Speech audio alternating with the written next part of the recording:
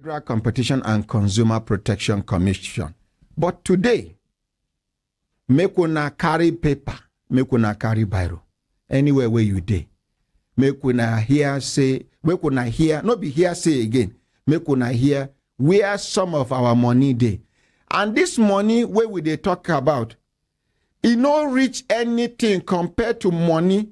I don't ever talk and say, money dey when Nigerian money dey, when Nigerian government no dey aware, say then dey. Some former permanent secretaries and some former directors in some ministries are the ones sitting on the money. E get banks where this money dey. Nobody fit trace the money like that, but these people know where the money dey. And they no gree thief the money. When I know what thing they do, then deposit this money keep. Every year, then they collect interest, big interest. 3 banks for Nigeria. We know their names. I don't talk them. I say, if federal government fit assure me, this time around, say, anybody will blow whistle on corruption, ill-gotten money, ill-gotten this, ill-gotten that, say, if person come out, he expose, they go give the person 20% of the money. After all, make them give them 30%. Money where we not even know where you come up from. Even 30%, because some people can expose 1 trillion naira. 30% of 1 trillion naira is 300 million naira. 300 billion naira. Billion. So some people can expose 1 billion naira. 30% of 1 billion naira is 300 million naira. You understand? So I beg, if Nigerian government truly won't fight corruption, may them sign agreement with Brekete Family Human Rights Radio. We go make them public. If you expose, now that time you go see driver go expose in Oga. Cook go expose in Oga. Secretary go expose her Oga. Orderly go expose. You get one orderly now. Where they detention. Now orderly to one big woman for this country. I even hear say the CSO to this woman. A personnel where they work under DSS. The woman slap him 2 times. That one another talk for another day.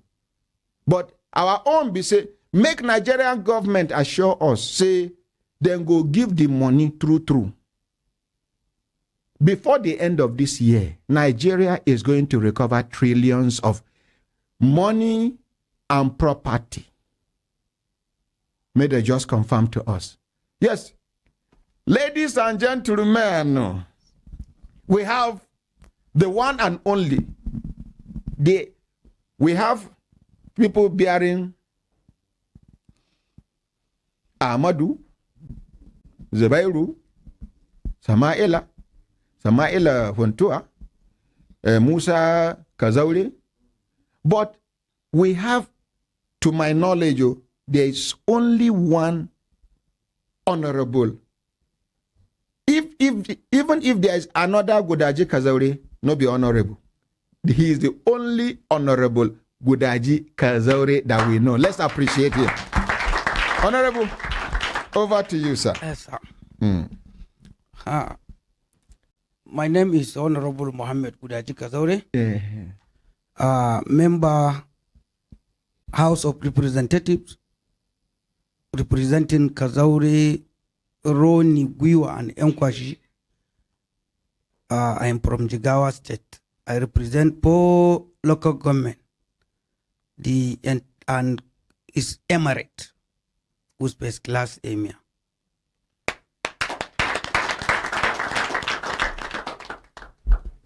I am very grateful today for being here. And I see, in a short time, I see something that surprised me here. Yeah. The way the chairman of Barakati Family and Human Rights Radio and Television is assisting the Nigerian people. This thing surprised me very much. He is a Muslim, but all of the people that I see he assists, they are Christian. That means if we have people like him, Nigeria will remain united and safe, and you will never see any religious crisis in Nigeria. Because we loving each other is the only thing that can unite people. Religious is a belief. Whoever believes on what he believes is between him and his God. That's all. There is nothing to fight. In Islam, nobody that will show you in the Quran where God says you must force somebody or hate somebody if he didn't do your religion. There is no place. Quran say, do your own, let me do my own. Likewise, the Bible, no place in the Bible that say you must force somebody to become a Christian. Let him do his own. Just on the day of judgment, everyone is on his own. Everybody is on his own. So carrying people together the way Chairman did today surprised me. And that is a sign of a good man. May God protect him. May God make billions of dollars come to him to continue assist people. Amen. And firstly, let me tell Nigerian people that I am appealing to Nigerian people to pray for the President Muhammadu Buhari. Sure. Because today I will say it as it is. Whoever knows President Muhammadu Buhari knows him as a trust person. Since right from the military time, he became a governor, he became a minister of petroleum, he built all these refineries and during his time, depots and others. He is a honest person. I want to remind Nigeria that honesty is still with him. He still remains honest. The only problem he has is when he trusts a person, or when you tell him that this thing is between you and your God, you will do it. He will leave you with your God and he will not interfere. So the people President appointed, they are the one disappoint Nigeria, and they disappointed him too. How manage? When I meet Mr. President one night, about 3 months ago, I told him, Mr. President, people are attacking you and accusing you nationwide. Yeah. You told him? I told him. He said, why? Honorable people are accusing me. Say, because people, they say they are in hunger. Many things is happening in this country. People are messing up this government. You didn't talk. Yes. He said, Honorable, I did what is constitutionally right, my right and my work. I appointed the service chiefs. I appointed the DGSS. I appointed all the parastatals in the ministries and others. Some I come back, I meet them, they have their constitutional mandate. I leave them to continue. They saw in that the Christian among them saw in with the Bible they trust, and the Muslims saw in with the Quran they trust that they will do between them and their God, they will walk with good heart, justice and fairness. What I observe in this my office, any paper come, I will ask them, are you between you and your God, this thing is truth? If you say yes, I will approve it.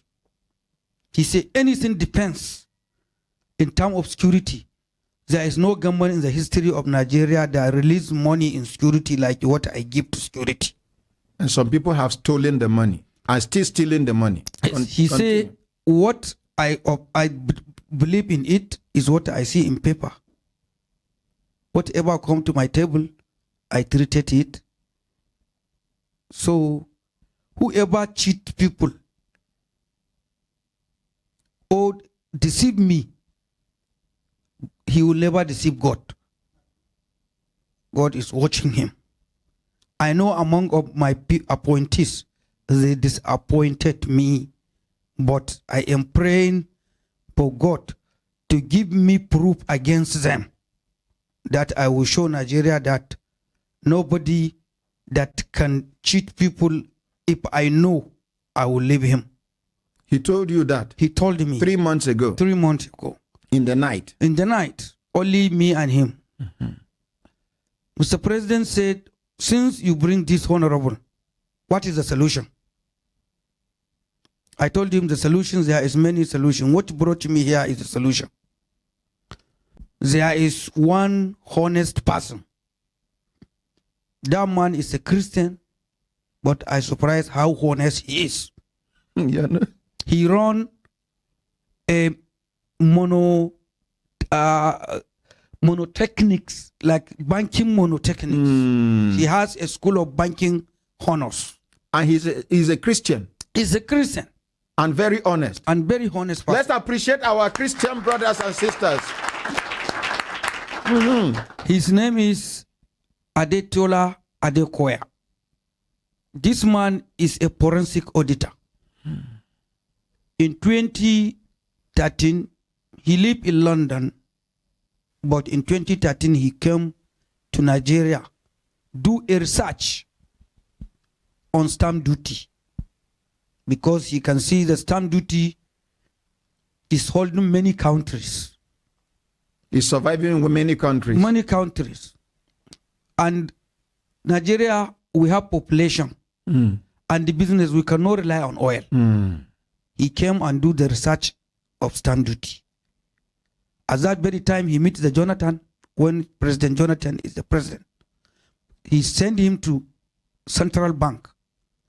When he went to Central Bank, they see his research and they give him, they supported him to continue. After he did the research and finished, he now came out with stamp duty as national development goals. He said, if with this only, we can sustain our economy. With only stamp duty? With only stamp duty. Make we appreciate this man now. You say his name is... Mr. Adetola Adekoya. Make una Google him. School of Banking Honors. Thank you. Fortunately, this man, he went and meet the NIPOST. Because NIPOST, they are responsible at that time of stamp duty. He did a master service agreement with them. And they signed agreement. He gives them the research and she shows them how to charge the 50 naira in transactions above 2,000. That it will bring at least 40 to 30 billion daily. Eh? 40, from stamp duty alone. Stamp duty alone. 40 to 30 billion naira daily. Daily. So they started it. When they start recovering, at that very time, these people are very smart. He quickly go and did a copyright on stamp of 50 naira stamp duty. He did a copyright so that nobody will come and steal his intellectual idea. He did a copyright, and Attorney General, when we came this government, this present Attorney General, Minister of Justice, in his office, they endorsed his copyright. This man gradually moved to the SDF office. Meet the SDF, explained to them, they took him to the President Muhammadu Buhari.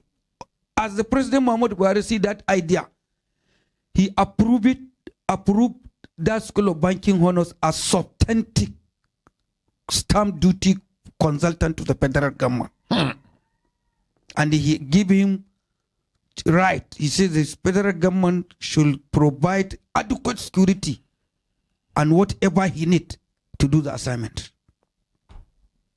But fortunately, this man, he was called by the civilian to have something like bribe. This man refused. 2 weeks after he started, he is with his security.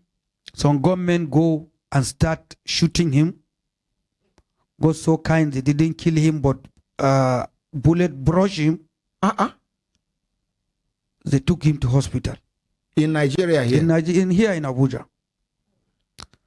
Hey. Very fortunately, this man, when he's in the hospital, he heard that they ordered to withdraw his security. That mobile police that are protecting him, they ordered them to withdraw them. So God so kind, thank God, as he stayed in London long, he becomes citizen. Yes.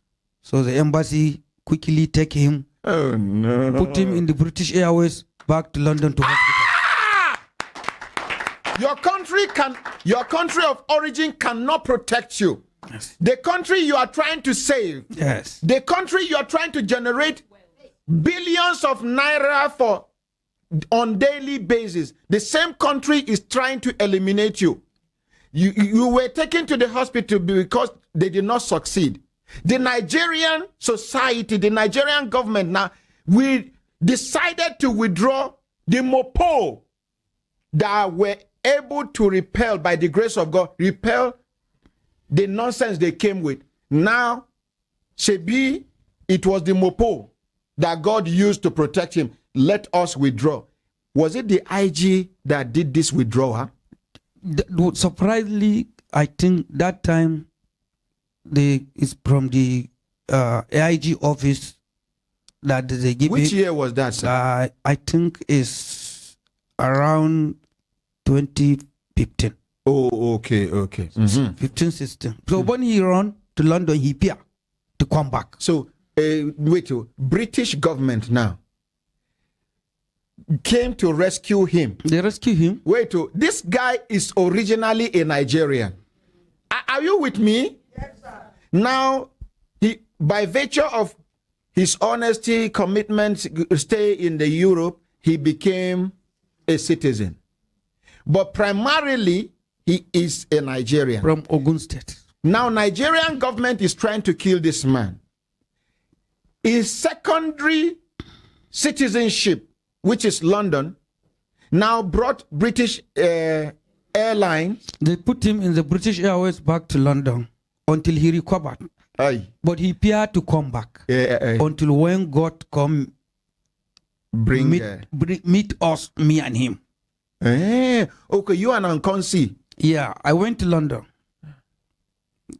I was invited by the House of Commons to London. As a member House of Representatives, I went to the British Parliament. I meet them because they say they love my confidence.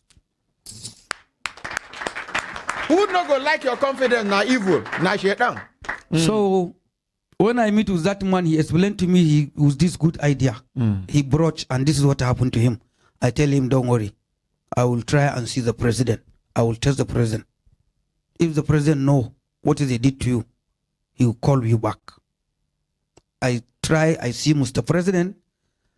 When I explain, Mr. President say, call him back, call him to come. And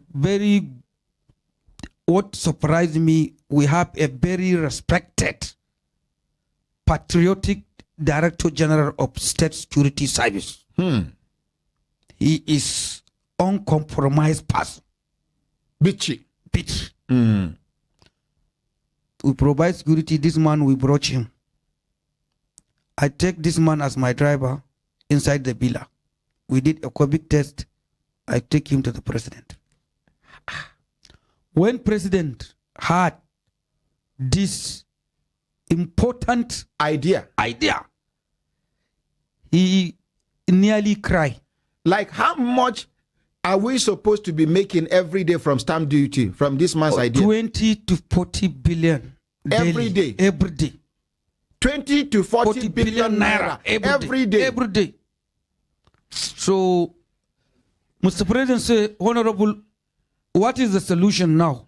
I tell him, Mr. President, you should do a committee and give the committee power to investigate this issue that this man bring and make him continue so that we can solve our debts before you leave this government and stop borrowing. President is happy.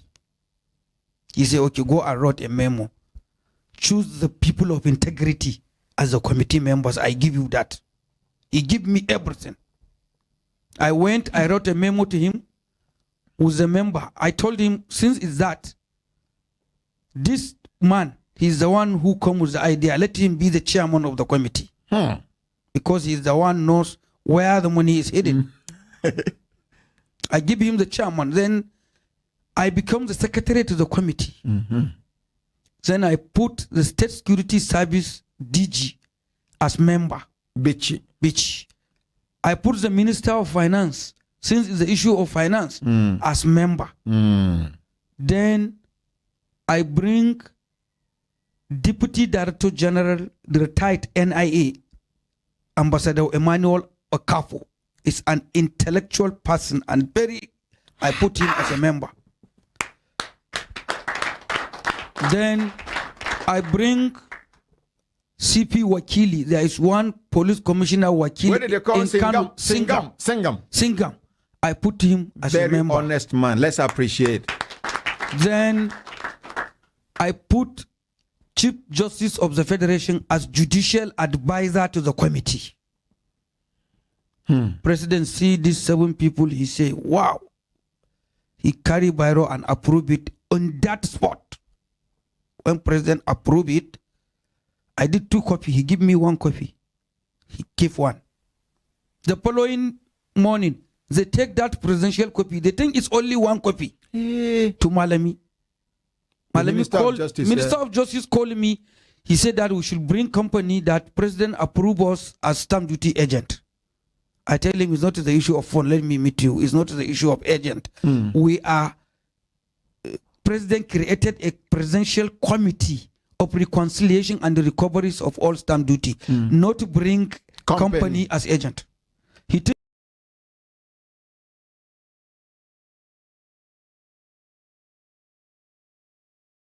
He is the only paper. When I went to his house, I brought the second copy. I showed him. She was shocked and surprised. He said, okay, now I understand. It's a committee. I try to assist. I will help you and I will make sure you succeed. Honorable Gudaji Kazaure, let's appreciate him. Wallahi ba gudu ba ja da baya. Yes. Da ka gudu gwanda ka faɗi. Ko ka faɗi ka fiyaro suna. Yes. Kai ne ka bari ba a maka window. So when I leave. Sai ka kadangare sai bango. Yes. Let's appreciate him. Yes. So they can't do wuru. When I meet, we talk with him. He said he will assist us. Then the following night, I went and see the DGSS. The following day, Malami went to the DSS DG and said he's surprised he's not as a minister, stamp duty is under his office. He's supposed to be member of this committee. And why this committee like this? DG tell him, even me as you see me, it's honorable that put my name. So go and meet the president. So you can meet the president. He went and see the president. President said he did the committee and he already give us right to continue. So we continue, started.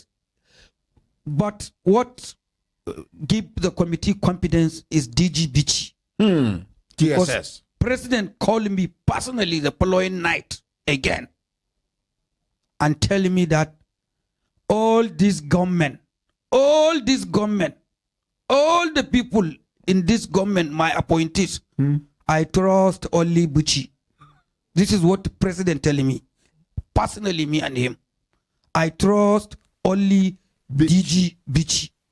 DSS. Go and meet him and work together with him and tell him that anybody from this house as a rock down to any ministry, any of my appointee, you find him in this mess,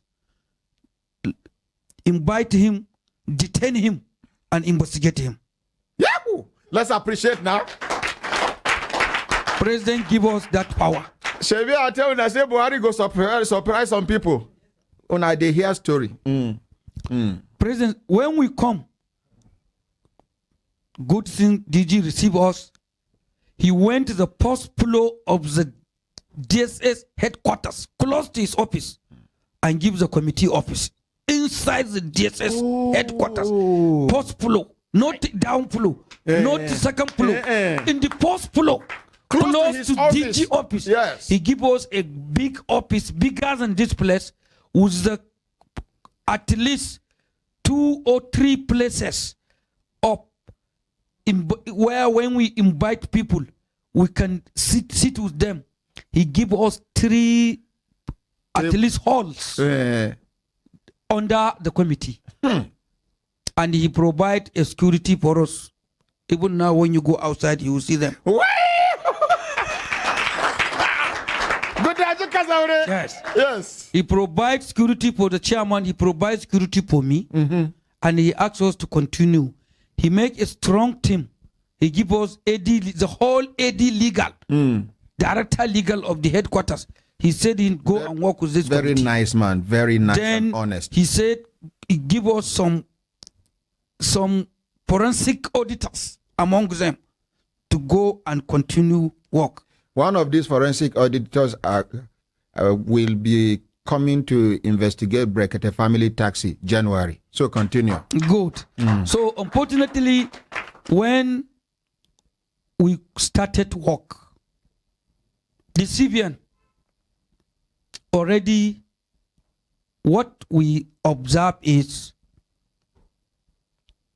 there is 100 naira charges that CBN is charging Nigerians in every transaction above 5,000 naira. That 100 naira, they did a 60-40 ratio with the banks. Banks are turning the 60.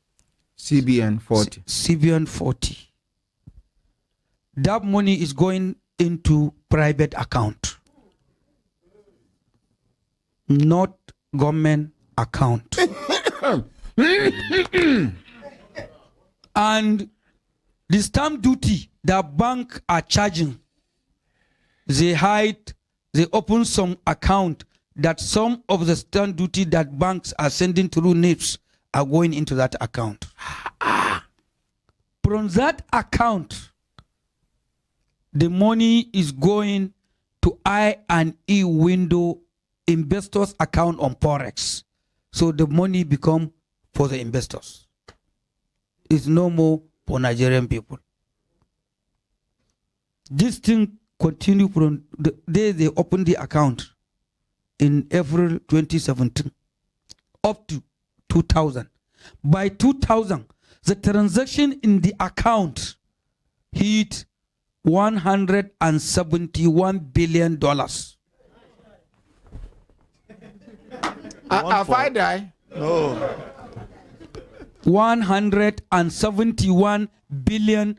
As at which year? As at 2000. The year 2000. 2000. $171 billion. As at April 2000. On that I&E window account on Forex. From to April 2017 to April 2020. 3 years. The money hit, the transaction hit $171 billion. But what surprised us, the CVN opened another market called FMDQ. FMDQ. FMDQ. The FMDQ is Lagos State government invest in it. Federal government has a largest share, which CBN is controlling. But to be surprised, some of the money going there is the government money, but it's from the FMDQ. They are lending loan to federal government. Oh, you collect my money, can't they borrow me again? So we are borrowing government money. So hold on, sir. Because of the importance of today's edition of the special program, we are taking permission from our regulators as well as the management of Human Rights Radio and Television Brekete family that we are going to overshoot our time. We will not keep quiet today until we get to the bottom of this matter. Let's appreciate Honorable Gudaji Kazaure. So, what you will ask, we are collecting loan to federal government to run the government. Yes. Who is borrowing the money? Is it IMF or World Bank? Oh. When was the last time IMF and World Bank borrowed Nigeria money? If it's not World Bank and IMF, who borrow Nigeria money? And what is the source of that person that is borrowing Nigerian money? And where the money came from? How somebody is richer than Nigeria that he borrow Nigerian money, working under government of Nigeria or doing business in Nigeria?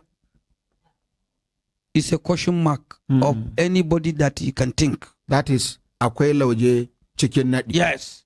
So this School of Banking honors, and they were invited because, as I can see,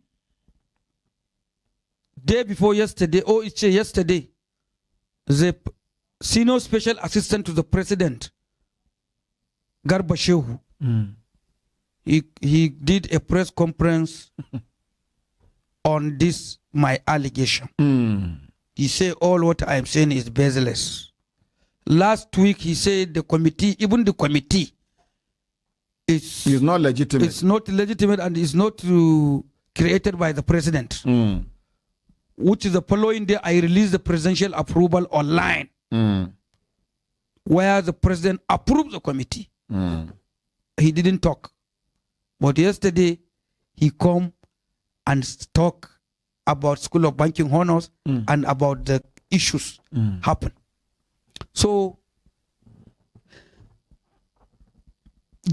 what I surprised, CBN Governor Godwin Emefiele on the monumental fraud that diverted over 89.1 trillion of stamp duty and bank charges revenue from federal government.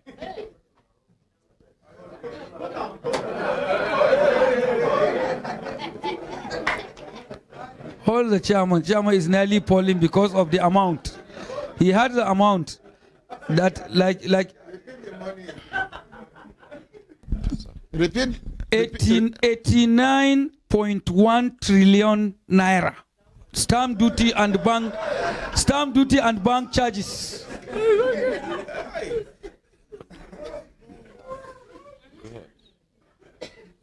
From the federal government.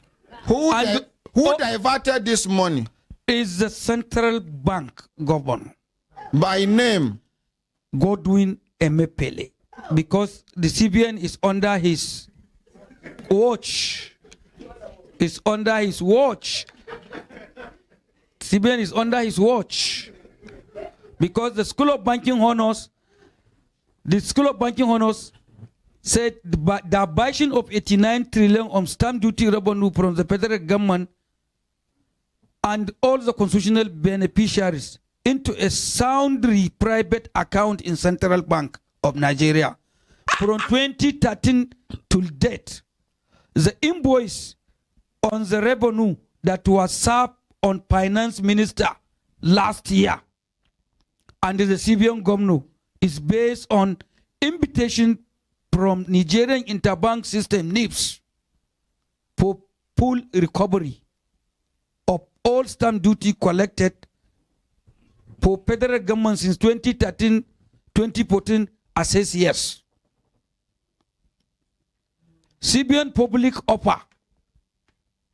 CBN public offer of 2.5 trillion annual stamp duties for federal government, while it is cashless policy still operated from just 6 pilot state with FCT in 2016.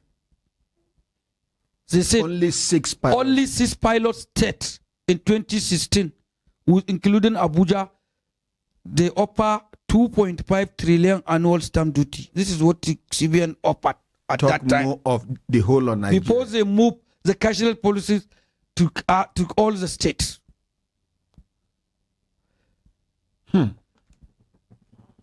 Period to above. A banking monotechnic, which is School of Banking Honors, had researched that NIPS took over check clearing from CBN in 1993. That stamp duty paid embossed on all checks was not remitted in since 1993 to 2012. Nothing is remitted to the federal government. From 1993 to 2012, nothing is remitted to the federal government. In each and every check, stamp duty charge on check. Nothing. So where is the money going? So, Mr. President has issued directives on 50 naira stamp duty approved by Central Bank by roughly on 5 November 23 and 23 November and 3rd December 2012 final to be recovered into stamp duty central account for federal government and all the constitutional beneficiaries as traceable to the following circulars. By CBN, the circulars by CBN. Circulars by CBN. CBN circular of 27 March 2013 passed the version of the new revenue. CBN circular of 15 January 2016, illegality to distort first audit trail. CBN circular of 21st February 2017, second diversion to private account. Hey! How CBN circular of 27 March 2013 was used to divert the revenue. School of Banking Honors is a banking monotechnic that was registered by JAM as an innovation enterprise institution under a new federal education policy to skill, reskill, and upskill Nigerian youth on all aspects of banking operation techniques, in making them to be more employable locally and competitive globally. School of Banking Honors does not receive subvention or grant from federal government. It applied loans on research to make a difference on tertiary banking skills. Whose retrenchment rebadging the banking sector, School of Banking Honors adopted a strategy to create part-time banking jobs for Nigerian youth from gaps in banking services. Hence, it began to research into embossed stamp duty paid symbol as on checks. Thank you, Honorable. Because me could not give Honorable water. So I want to help you do the reading. Then you do your analysis. Is it okay? Meanwhile, make I give him water. Good. Give me microphone. As I won't give him water for security reasons. First of all, hear the sound.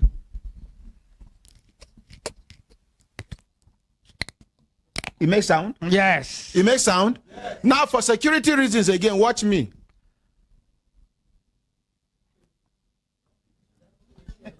I drink them. Yes. I swallow them. Yes. Honorable Tom. Thank you very much, Chairman. This man must be protected at all cost. Yes. Even if it means we taking the bullet for him, we are ready to protect him. Yes. Good idea, yes? Yes? Let's appreciate. Thank you.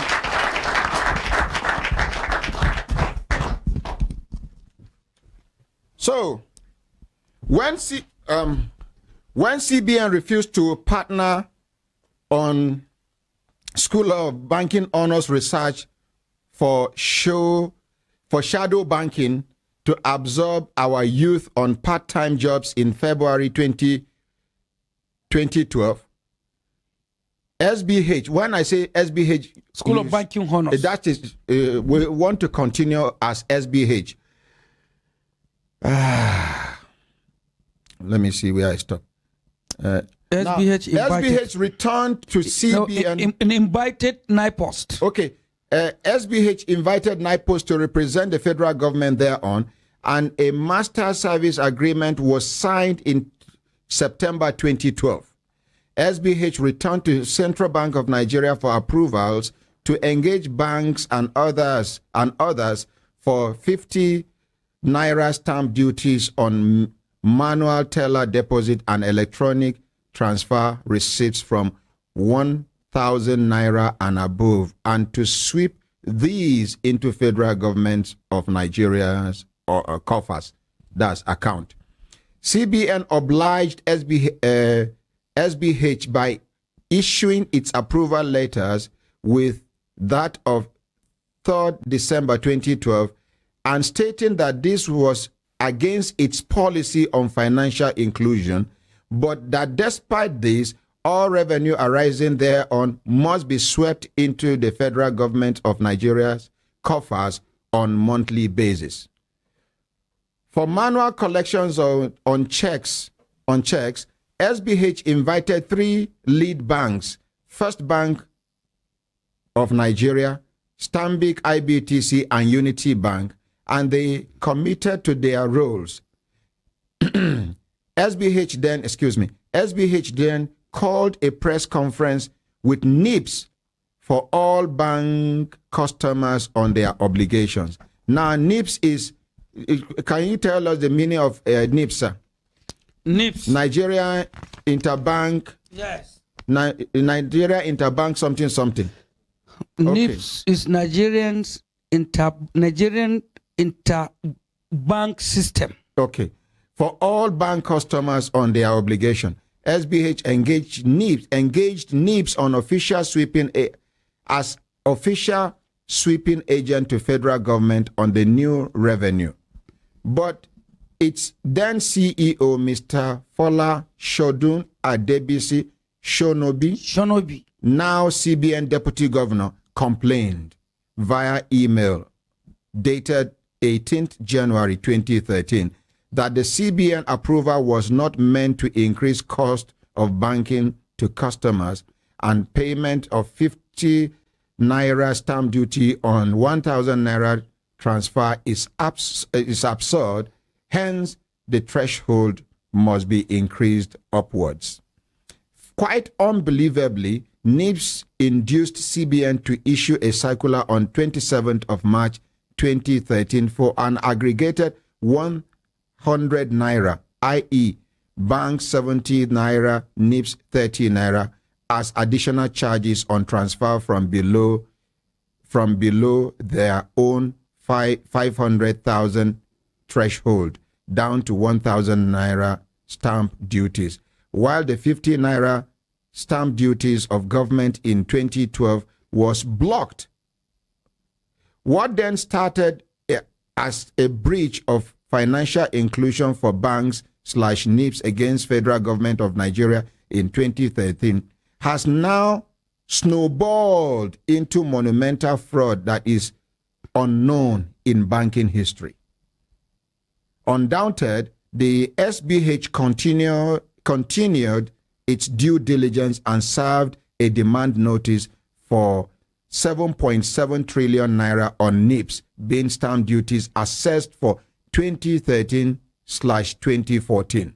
NIPS accepted and invited SBH on the 5th of July 2015 for full recovery of all share of government collections. The latter then invited Revenue Mobilization, Allocation and Fiscal Commission to replace NIPOST that had gone on a judicial misadventure with Mr. Buruji Kashamu Kasmal which herald its eventual nullification from any stamp duties collection by an appeal court. RMAFC,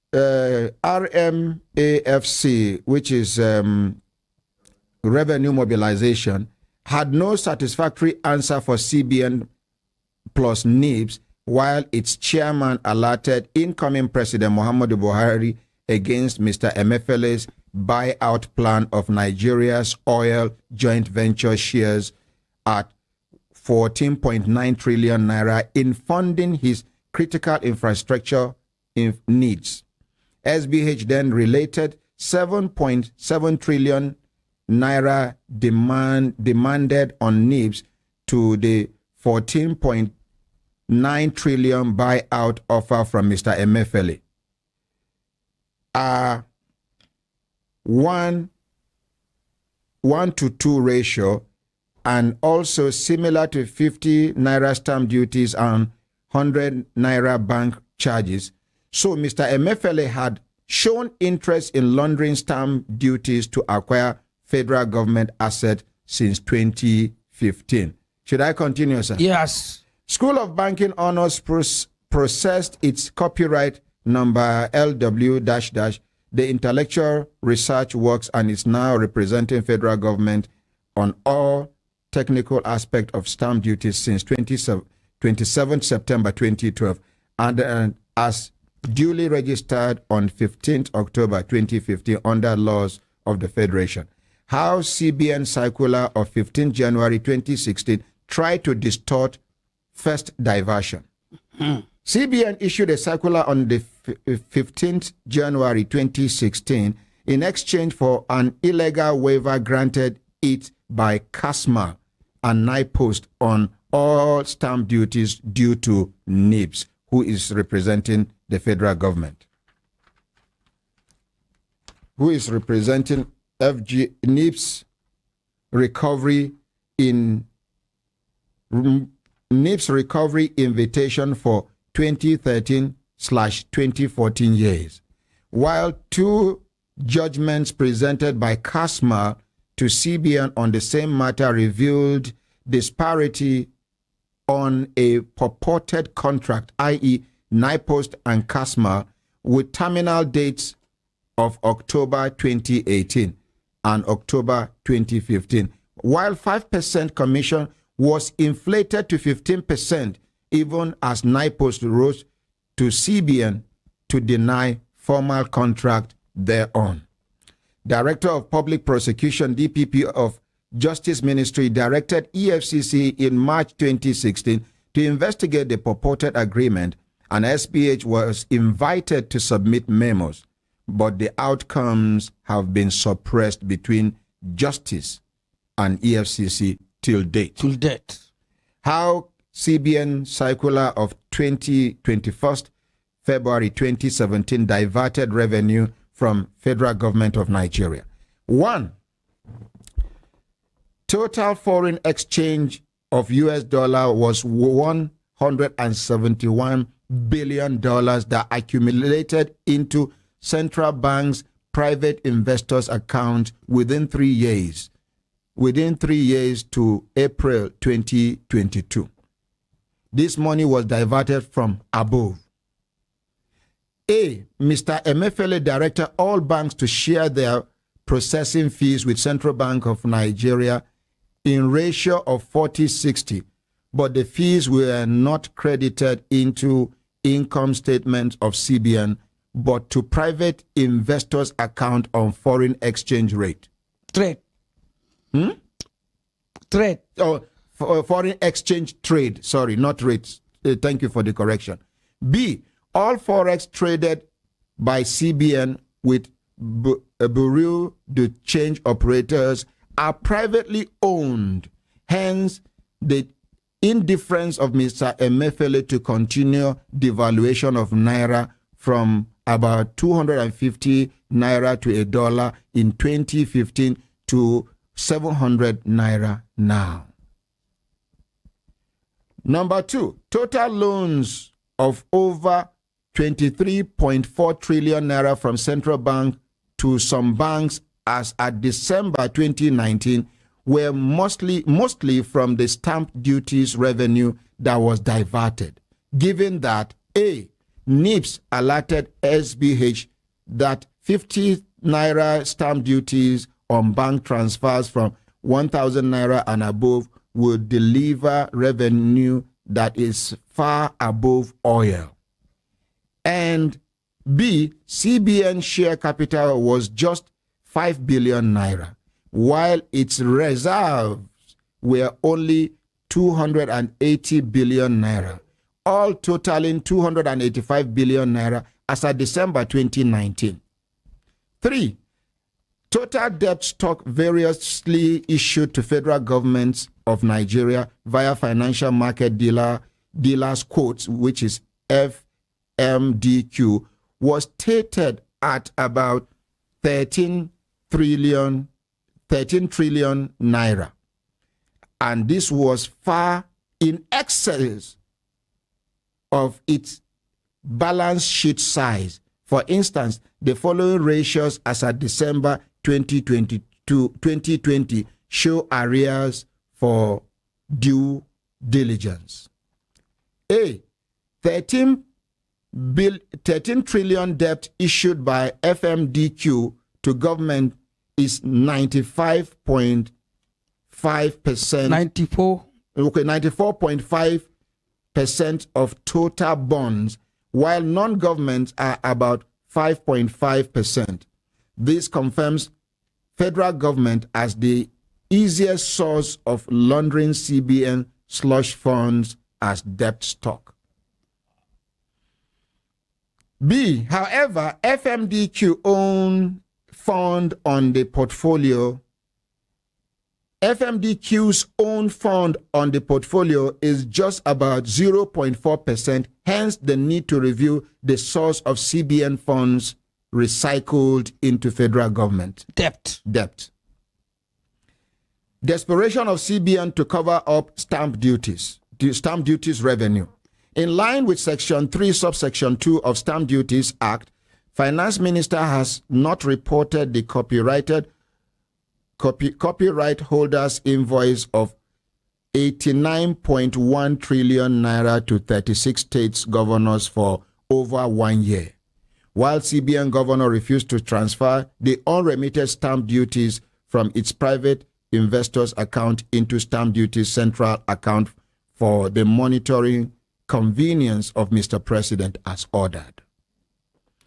Private investors' account on foreign exchange was opened by CBN in April 2017 and then funded from CBN circular of April 2017. Even EFCC that SBH approached for support on the 31st of May 2021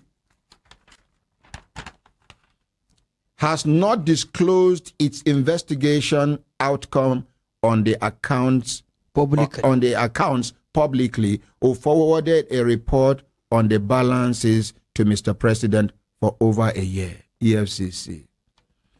Furthermore, stamp duties revenue accruing to federal government is still growing at an astronomical rate, and this is quite evident from the latest NIPS statistics that reported e-transactions at 117 trillion naira in just 4 months of 2022 alone. And by conservative estimates, this could reach over 400 trillion by year end. It must be noted that NIPS is just one of 15 other switches whose records have not been captured by copyright holder, and the CBN is jealously guarding the huge revenue that is above oil from government. By a careful extension of its deadly plan, the 5-year national development goals of 350 trillion submitted by the finance minister has sold Nigerian assets at 86% to private sector, while only 14% is retained for the federal government.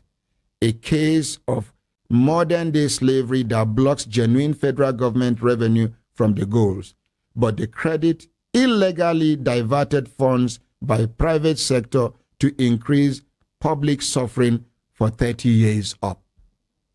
Emergence of the Presidential Committee. Given the contributory negligence of the three tiers of federal government to the monumental revenue fraud from the Central Bank of Nigeria, Mr. President approved an all-inclusive presidential committee comprising of executive, judiciary, and legislature for a final solution to the revenue that is scattered in NIPOST, Federal Inland Revenue Service, Attorney General's Office, as well as EFCC's accounts into stamp duties central account. Given the discomfort of CBN governor to the chairman nominee, Mr. Adetola Adekoya, FCA, on his forensic approach to the revenue matter, the latter has fairly resigned, while CBN governor must also resign for fair review of CBN accounts that have been hidden from public for many years. In addition, the committee will revive all legislative errors as well as relevant judicial pronouncements that were illegally induced by the CBN governor for fair reporting via white paper to Nigerians. Stamp duties revenue accruing from the banking sector has become a new gold that is much larger than oil and must be carefully annexed to improve the living condition of all Nigerians, even as President Muhammadu Buhari's administration has vowed to hand over a better Nigeria as his lasting legacy. Honorable Muhammad Gudaji Kazaure for the Presidential Committee on Stamp Duties.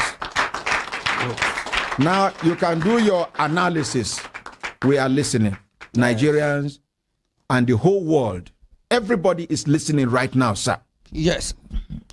I am very grateful for people that is hearing and the way you read it.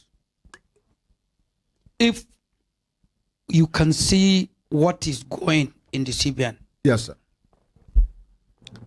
This account that we are talking, there is almost 3 accounts like that in the CBN. Eh? This trillion we are hearing. This money that you are hearing. And then this $171 billion.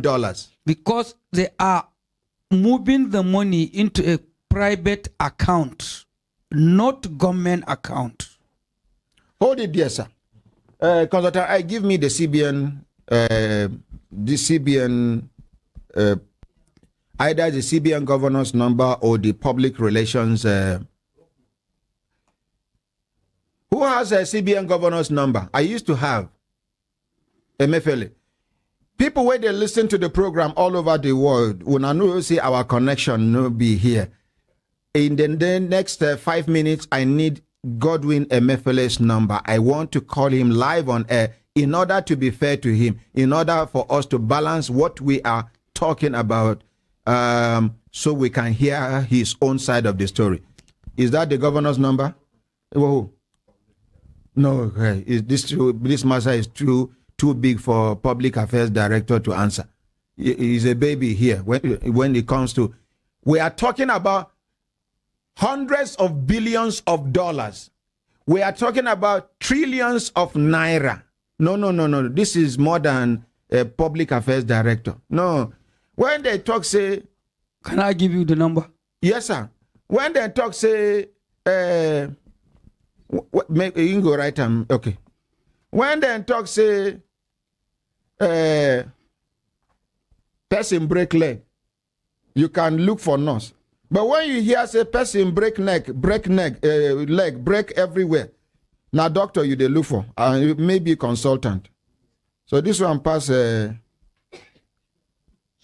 So, my chairman, I want to continue. Continue, sir. 1, 2, 3. When this committee started, we wrote a worksheet to all 27 banks that we wanted them to fill that sheet.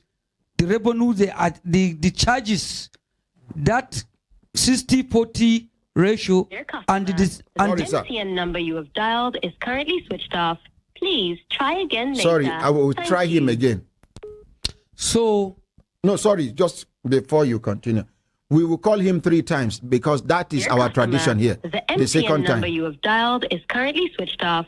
Please maybe you try get again him through later. WhatsApp. Thank you. No, people should call him. People where they close to Godwin, Emefiele, make una tell and say the ordinary president they call him. The MTN number you have dialed is currently switched off. And the number where I call, the number will be 070 4 00 00. Some things complete them. Thank you. So continue, sir. So, when we wrote the worksheet to 27 banks, we wanted them to fill that worksheet and tell us how they did the 40 naira they are charging above 100, above in that 140-60 ratio, and the bank stamp duty charges.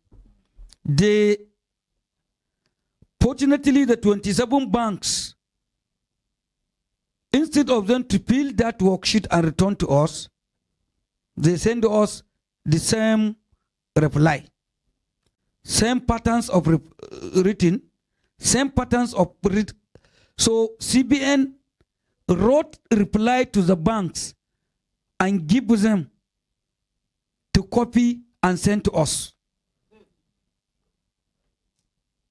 which all the 27 banks, they came with same reply, only different of letter headed and the name of the directors, the MDs, which really show Nigerian that all the banks fear the civilian governor, because the money returned to them is not remitted to the federation account, it's not remitted to the government, so the banks are benefiting, so they fear this man.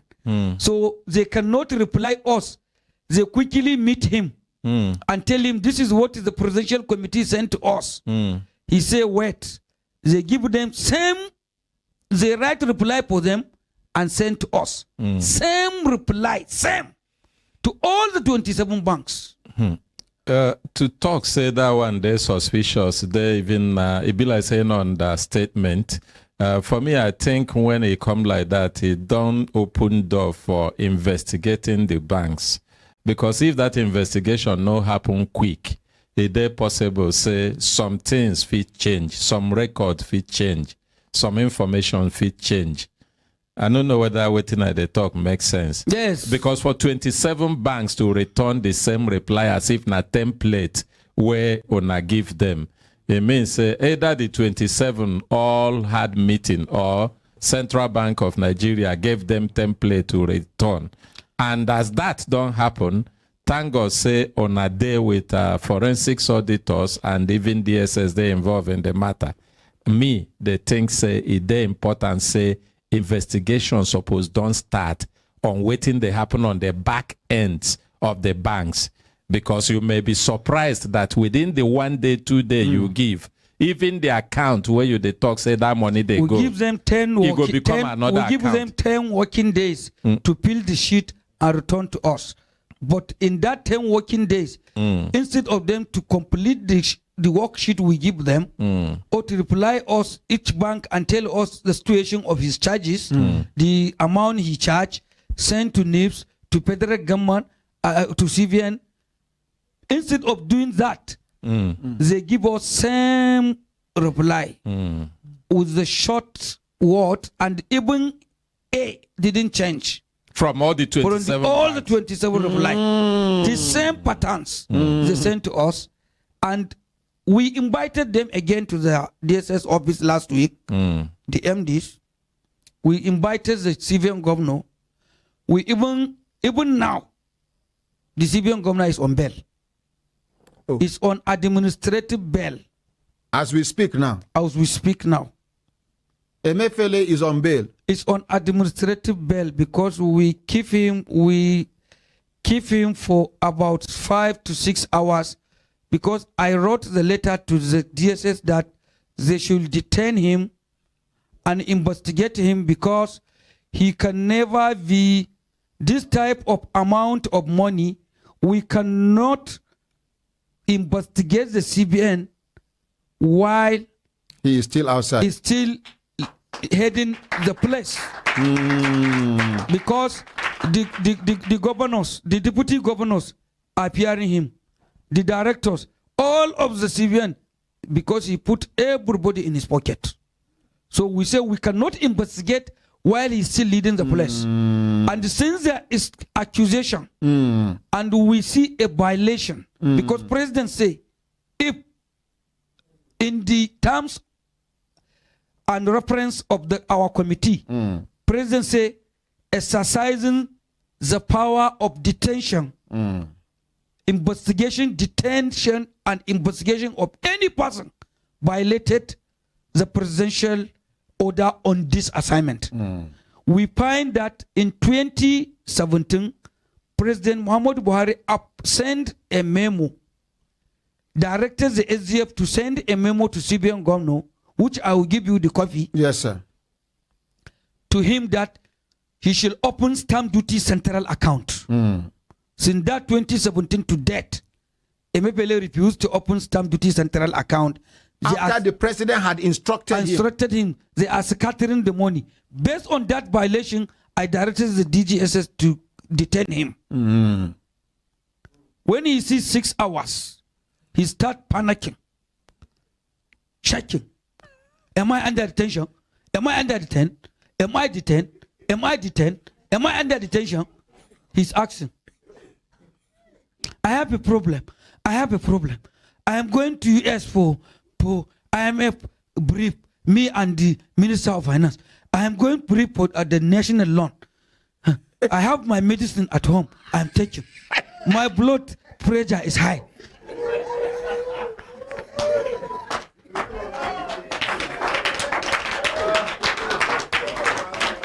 Based on that, the officers informing us. Then, as a good man, that is why I respect the deputy, the Director General of State Security Service, Yusuf Beach. I respected him.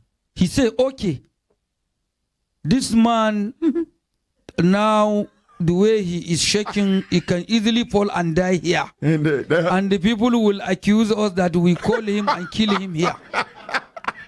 Because since he said his blood is going high, he can easily have a heart attack. So let's release him on administrative bail and go and do the national assignment for the IMF brief. Then all the documents and the information we need, then she can brought. And the 3 to 4 days, he should come and report it himself. We don't even need IMF loan anymore. We don't need any money from IMF. So the DG asked them to leave him to go on administrative bail. Sir, I can't remember the year, but there was a year Nigerian government borrowed IMF money. Yes. Nigeria borrowed IMF money. So we don't need IMF. We don't need. So since he went on administrative bail, he start going on the ground to prostrate the investigation. Including big people in this country, including some chiefs from south, north. They call DG to stop the investigation. They try as in one way or the other. They even made an arrangement for him to follow the president for this travel. Yes, we know. There's one man from Kwara. What I want Nigerians to understand fully. One old man from Kwara. Yeah, CBN created to change money purposely to divert the attention of Mr. President to divert, to frustrate this investigation.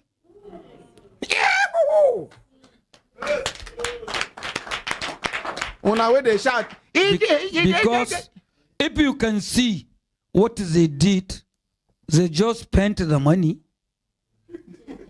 They printed it here in the minting and printing. They change they buy just ink and paper and change the color.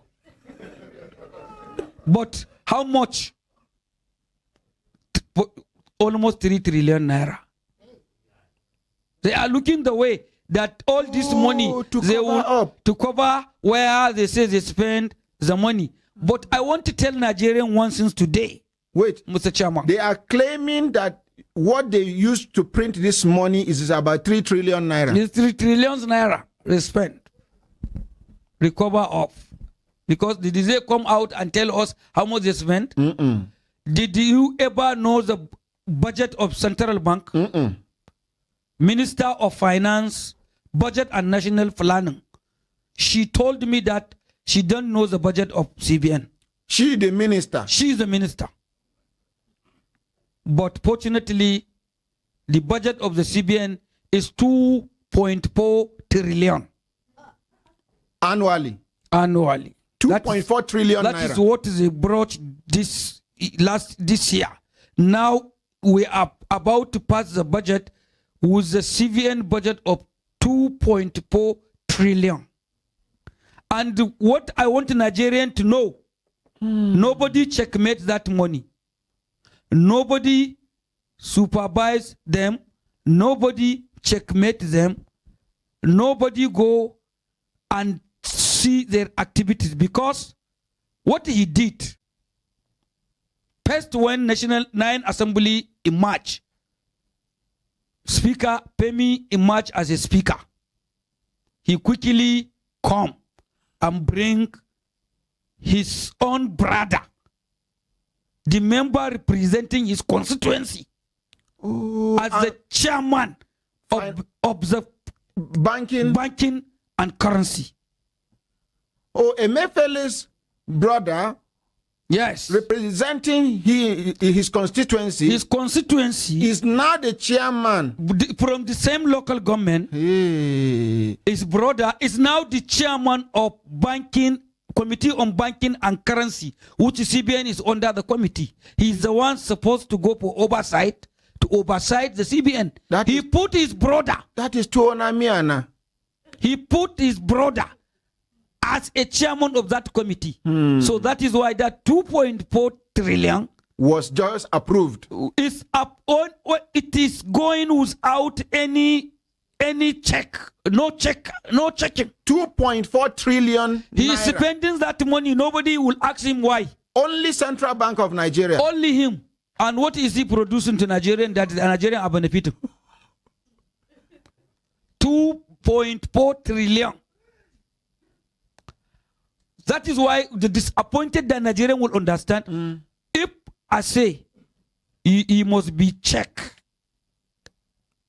you have to go oversight and check. The chairman of the committee will not allow the members to go for oversight because it is broader. And what I want to expose, the leadership of the National Assembly is in his pocket. The leadership of National Assembly. They are benefiting from the CBN governor.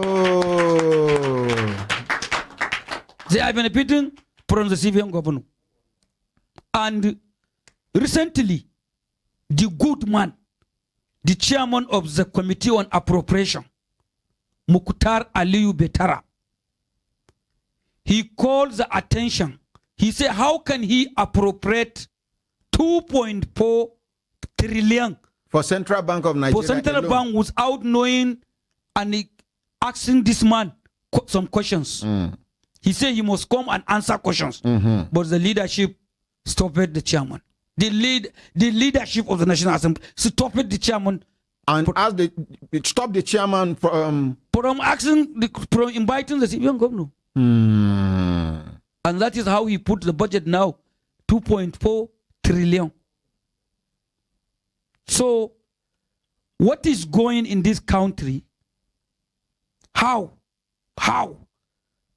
As a look at this type of lack of integrity. A Speaker House of Representatives.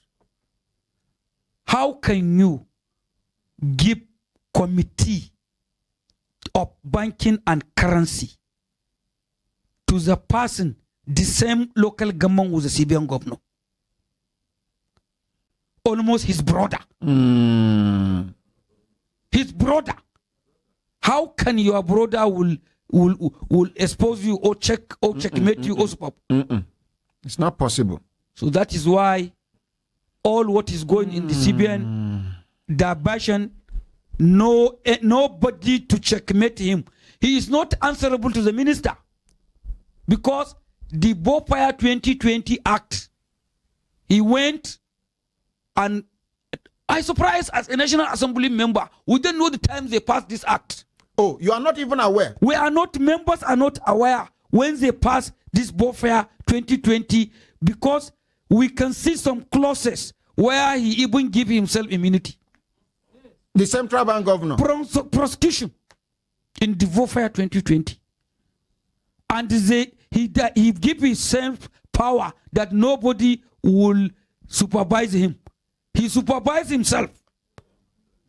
Constitutionally, the Minister of Finance is supposed to supervise him. He changed it in that act. He supervised himself. And you, the members, are not even aware when they... We are not aware when they pass, because when they are trying to pass this type of bills to consider it, they normally came with it late evening when members went out. You can see only 20 people, 30 people remaining in the floor. They can, yes, they can pass it in 30 minutes. Close one, close two, carry, gagam, finish. Honorable Gudaji Kazaure. That is the reality, what is going. So he went through that warfare, give himself power. Even the types of the CBN that is supposed to call his attention. Nobody the can. Board. The board. He is the chairman of the board. Oh, central bank governor is the chairman of the board. He's the chair. He's the one who decides what the board will do. So in the history of Nigeria, there is no powerful person that has a power like him to spend money as he wants, like him. If he wants chairman, in less than 1 hour you can be a billionaire today. If you want to make if he want to make you a billionaire in less than 1 hour, he will now call you and say, chairman, I give you allocation of $10 million in official rate, 400 plus. And I will sell it 600. No, you don't need.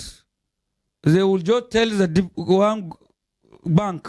The bank will call you, chairman, we have 10 million, we will buy it as 670. So each dollar you have at least 280 naira or 270 naira. Times 10 million. So times 10 million. So what you will do now, what do you want? Do you want us to open the account with us to put you the money, or you need to put in your account? The difference. In less than 1 hour, you are in your bedroom. You don't even come son to touch you. You will receive alert. Did him.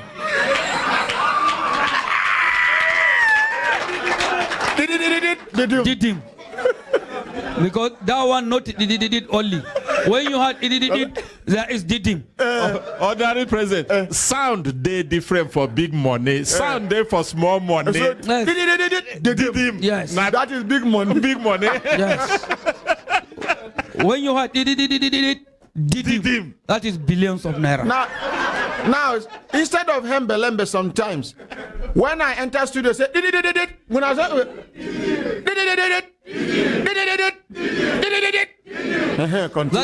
that is the sign of landing of big money. Did him. Now, before you go continue, people waiting for Nigeria, the number to call now 090 99 88 77 00. If you're there for inside Nigeria and you are concerned about what is happening in Nigeria and our condition, and you are hopeful that Nigeria will progress and you will want Nigeria to progress, the number to call if you're there for inside Nigeria now 090 99 88 77 00. If you come there for outside Nigeria, we'll be abroad now plus 234 81 88 89 1011. Again, if you there for outside Nigeria now plus 234 81 88 89 1011. Somebody for Facebook, I mean na YouTube. Facebook. He said, his name na Ogu Mvrendo. He said, ordinary president, please overlook your difference with Showore and also invite him to come and reveal things. Because if you are looking for courageous man, Showore can be left out. He has people leaking some information of this sort of info to him due to his courage. Any difference between me and Showore? Meeting concern me with Showore for difference. He misbehave, I correct him. That's all.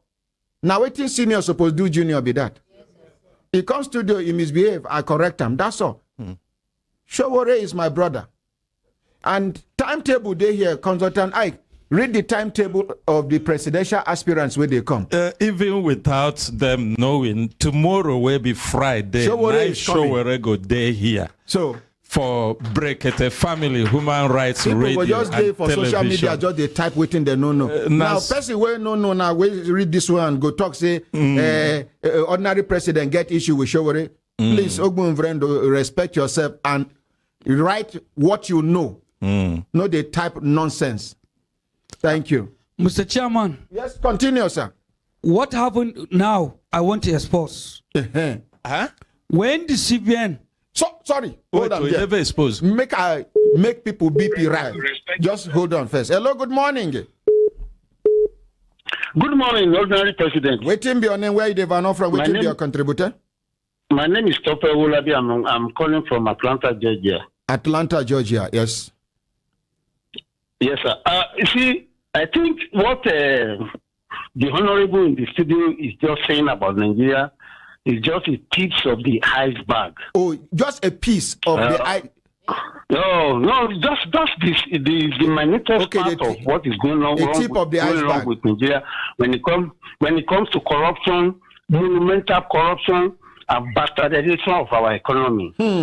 You see, you brought a lady was in that studio that came from Federal College of Education, Obudu. That just, I've been following the story of our story until she came again this morning. That I gave 500,000. Hello? That this thing cannot be resolved. You have to, can you imagine if just that alone, the lady went from ICPC to EFCC to the presidency to what all those networks that even to you, Berekete family, and yet this issue was covered. And do you know the fraud that was being perpetrated in those federal universities, Federal College of Education, every federal institutions of this country, those type of fraud is being perpetrated. Any federal institution you can talk of. Now, look at the CBN, the one the Honorable is revealing today. You see, some people will say, oh, no, they will turn it to a tribal thing now before you know it. You made them try. They will turn it to ethnic thing now. Yeah, they will turn it to ethnic thing. But you see, they are destroyed. It's long ago that I've learned that they are using even some people, they get their dollar in less than 400 that is official rate.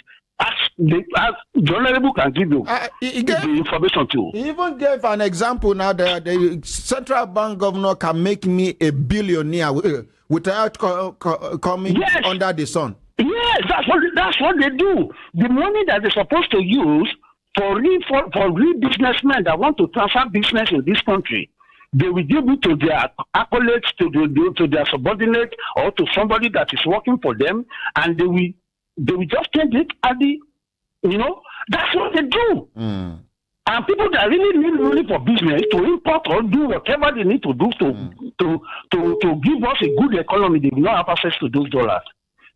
So there is a real see, unless we have somebody who is ready to deal with these day runs, there is no way. And when you go to custom too, this, and that's why I said, this one is just small. Go to custom. The amount of money custom supposed to generate for the country, if it is correct, we cannot even have any reason to borrow money from any country. If we even go to this electricity, look at the sales of all this privatization that they are doing. Let them do it, but who's going to do it? Because everybody in government are involved. This is the problem we have. And nobody is doing anything. Thank you, Mr. President. Yes, sir. You say your name now. Tope Olabi, I'm calling from Atlanta, Georgia. Thank you very much. And the sad part of it is that, the sad part of it is that those who are ready to work for that country, they are being driven away by way of Japa, by way of people leaving the country. The best brain, the best people that are supposed to help in solving the problem of that country are out of the country as I'm talking to you now. What do you do? When the best doctor, the best lawyer, the best engineer, the best computer scientist, the best entrepreneur has left the country. Who's going to help us? Thank you. God will help us. Thank you. And Gudaji Kazaure is here. God is using him. Hello, good morning. From Atlanta, Georgia. And then who is this? Hello? Hello, good morning. Hello, good morning. Yes, Nahumi Anam Devano. Where are you Devano from? Yeah, my name is James. I'm calling from the UK. Okay, from US now to UK. Which part of UK, sir? I'm calling from Gloucester. Okay, contributed. Yeah, I'm watching this on YouTube now, and like I always say, the only thing Nigeria needs is check and balance. In every aspect, any sphere of the government, if there's check and balance, all of these things will leak. It will become an everyday leakage. And then we can check these things. And people, the judicial system also needs to also sit up. Did you say what we need is skirt and blouse? Yes, check and balance. I thought you said skirt and blouse. Oh, check and balance. No. Check and balance. Oh, okay. Jonathan set up so many committees. If there is a committee to always check, this kind of things will not go under the carpet. And this is where the judicial system should also come into play. And there should be a repercussion for every action like this. This is why Emefiele could have enough money to go and run for the presidency, still sitting as a sitting governor. How can you? How? The effrontery was too much, the pride was too much, and his ego will bring him down. Thank you. This is a good one. This is a major exposure. It's very good. What do you have to say? What do you have to say to Honorable Gudaji Kazaure?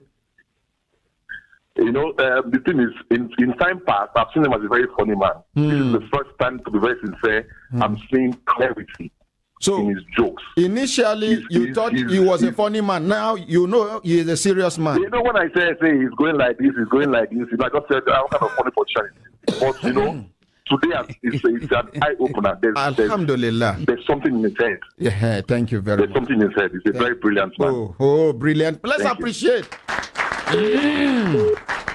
So, Mr. Chairman.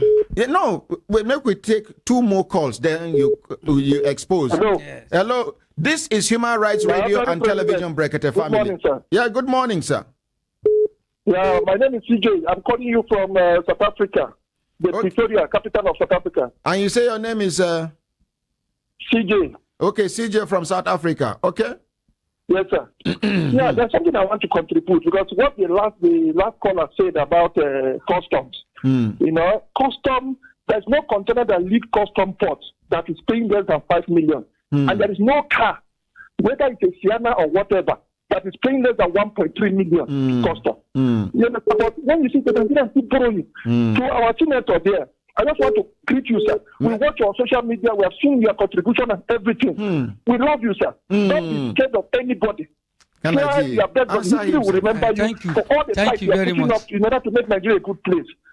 So, my president, I just want to thank you for what you are doing. But what we saw on the internet, we thought you are going to be shut down by now when BBC started their things and all that. But we just thank God that you are here in order to bring the truth to Nigeria. For me, I would advise Nigerians to vote Major Hamza. He knows the terrain, he knows them, they know him. They can never take advantage of us. Thank you. Thank you, sir. Thank you very much. Yes. So, Chairman, Sir, do you have a personal lawyer? Yeah. Can I give you an additional lawyer? Yeah, I want to volunteer a lawyer for you. I need it. I want to give you 2 lawyers. Good. One of them is Professor Agbo Jerry Madaki. Good. Senior Advocate of Nigeria. Let's appreciate him. Thank you very much. The reason why I'm giving you Professor Agbo Jerry Madaki is because he knows what he's doing. Good. And if you check the record of his practice, over 90% of Professor Jerry Agbo Madaki's cases are for the less privileged. Yeah. He uses his money to even appeal cases on behalf of, in fact, he does pro bono cases most of the times. Yes. So I want him, and we'll go together since he's less privileged people. He's my man. Thank you. And then another lawyer I'm going to give you is Professor Okutekpa San, Barrister Okutekpa San. Good. I'm giving you these 2 lawyers. With these 2 lawyers, you can close your eyes. Thank you very much, my brother. So Mr. Chairman, fortunately, when we send a letter with the committee letter headed to the deputy governor of the Central Bank of Nigeria and the deputy governors and the governor and the deputies, we send them a letter with the letter headed of this, as you see it, of this committee. We give them 7 days to respond, to come in our office in the DSS headquarters. These guys, they went and have a meeting because Malami wrote, go and meet the president, that the president should dissolve this committee because this committee is against the Constitution of the Federal Republic of Nigeria. As a honorable member, a legislature, I cannot work under the Committee of Executive. And the chairman of the committee is an agent to the federal government on stamp duty. He's not supposed to be the chairman of this committee. Then the CJN, he thought the CJN is a member of the committee. He didn't know that the CJN is a judicial advisor to the committee. Oh, not a member. He thinks he's a member. Then he tells the president that the CJN is the number 5 citizen. He is heading arm of government. He cannot be under me in the committee. So based on that, he wants the president to dissolve this committee. But unfortunately, Mr. Chairman, I just received a letter from the SGF office. Secretary to the government of the Secretary Federation. to the government of the Federation. They sent me a letter. Saying what? Presidential consent to rescind the approval To rescind the approval to constitute a committee to reconcile and recover all stamp duties revenue from banks and other financial institutions into a single stamp duties central account. Can I please have this letter? So read this letter, Chairman, for me. Then I will tell you next before I can show you the central bank governor letter? The presidency, office of the secretary to the government of the federation, PMB 9 Garki, SGF 45, Roman figure 12/208, Honorable Muhammad Gudaji, Kazaure, House of Representatives, Abuja.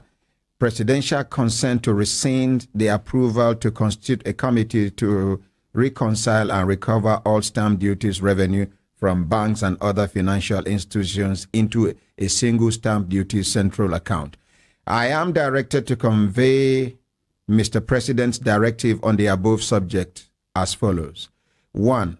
Setting aside his earlier approval for the constitution of the Presidential Committee to reconcile and recover all stamp duties revenue from banks and other financial institutions into a single stamp duties central account.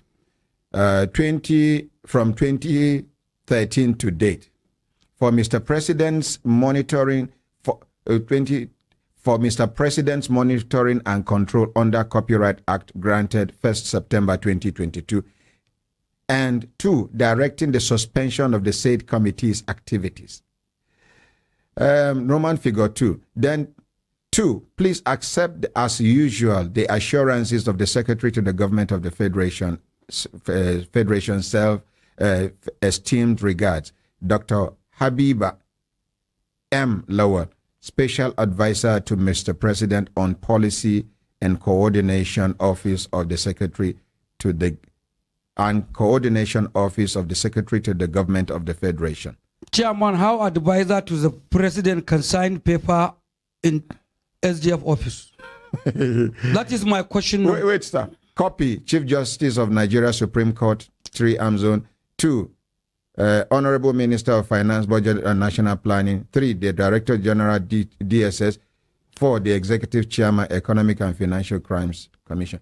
Kelechi, did you snap them for me? Did you see copy to CVM governor? Is there any copy to CVM governor? No. But on that day, CVM governor sent me this letter. That same day? Same day. Quickly. CVM governor quickly sent me this. Stand here and snap. CVM collect the central bank's governor. CVM governor personally signed and sent this to me. That same day. He used this letter. He used the SGF letter and sent me so that he will not attend the invitation. They are trying to stop him. He paid for it because why I deny it is Habiba is a permanent secretary in the SGF office. He retired since last year. Retired. Since he retired, his president appointed her as special advisor. So she has no right to sign anything in SGF office. And SGF is very clever because it's a pack. He refused to sign by himself. So they want let me read the central bank governor's number. Yes. The date is 2020. No, if you snap that out, make I check the date.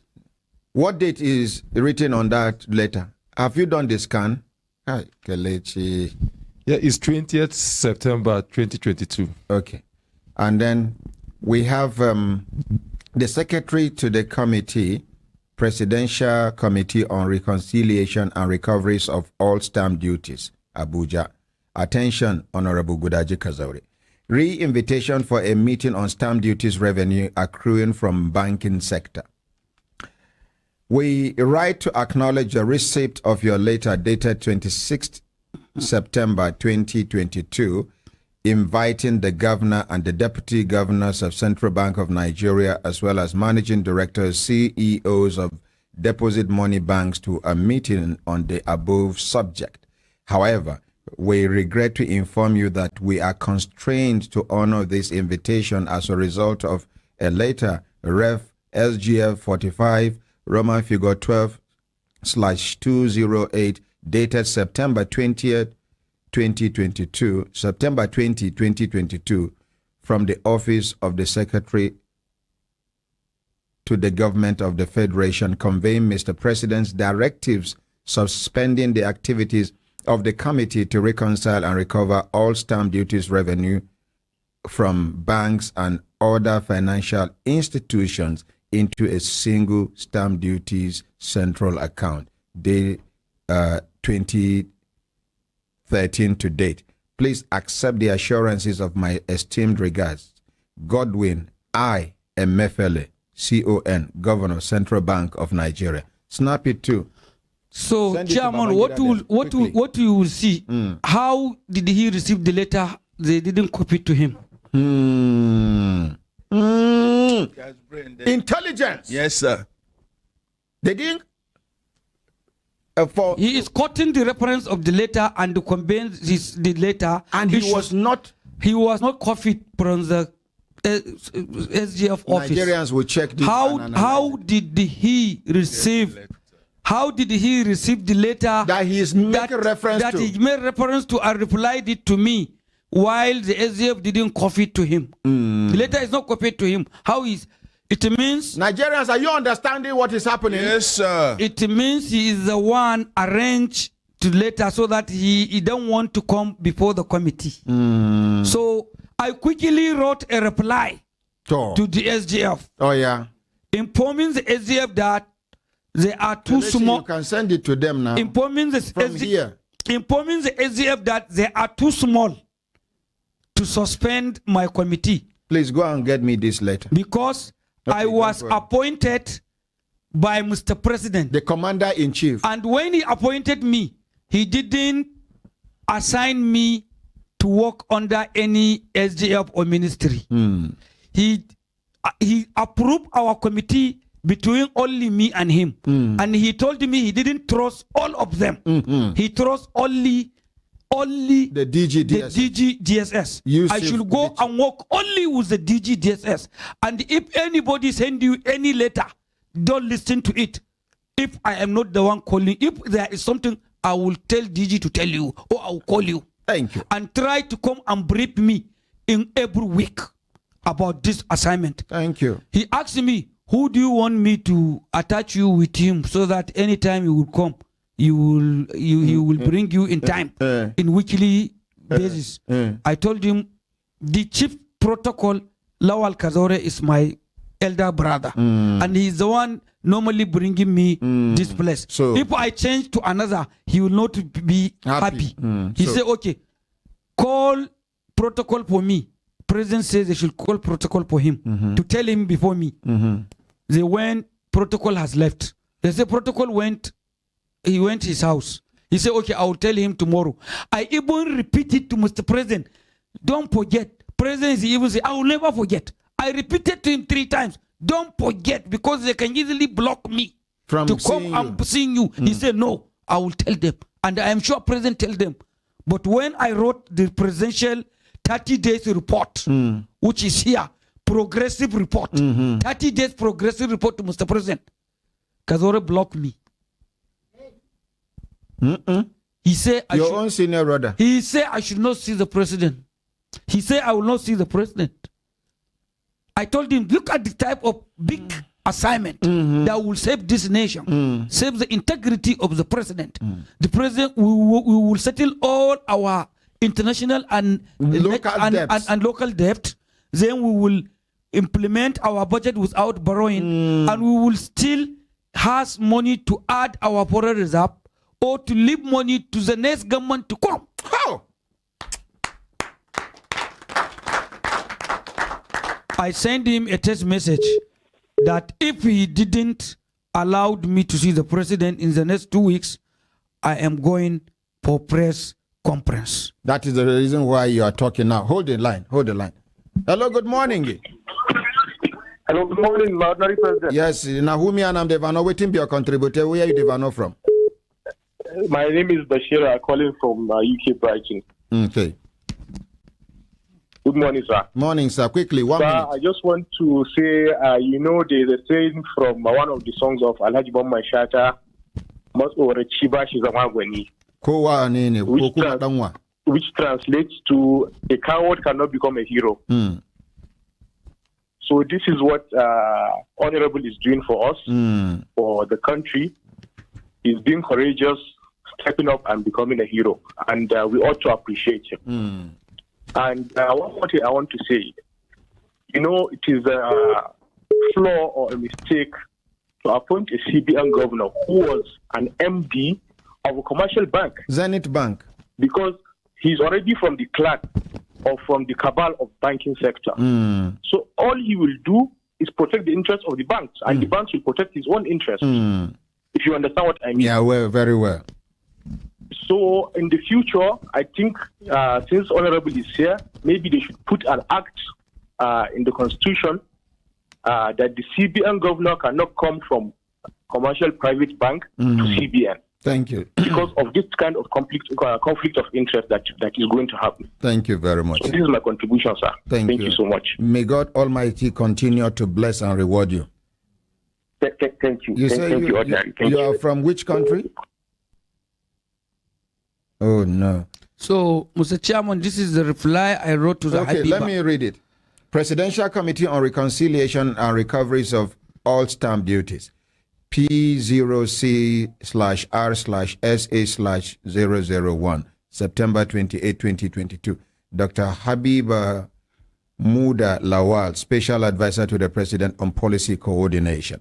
Dear Sir, committee suspension violated the presidential directives and power given to the committee directly by Mr. President.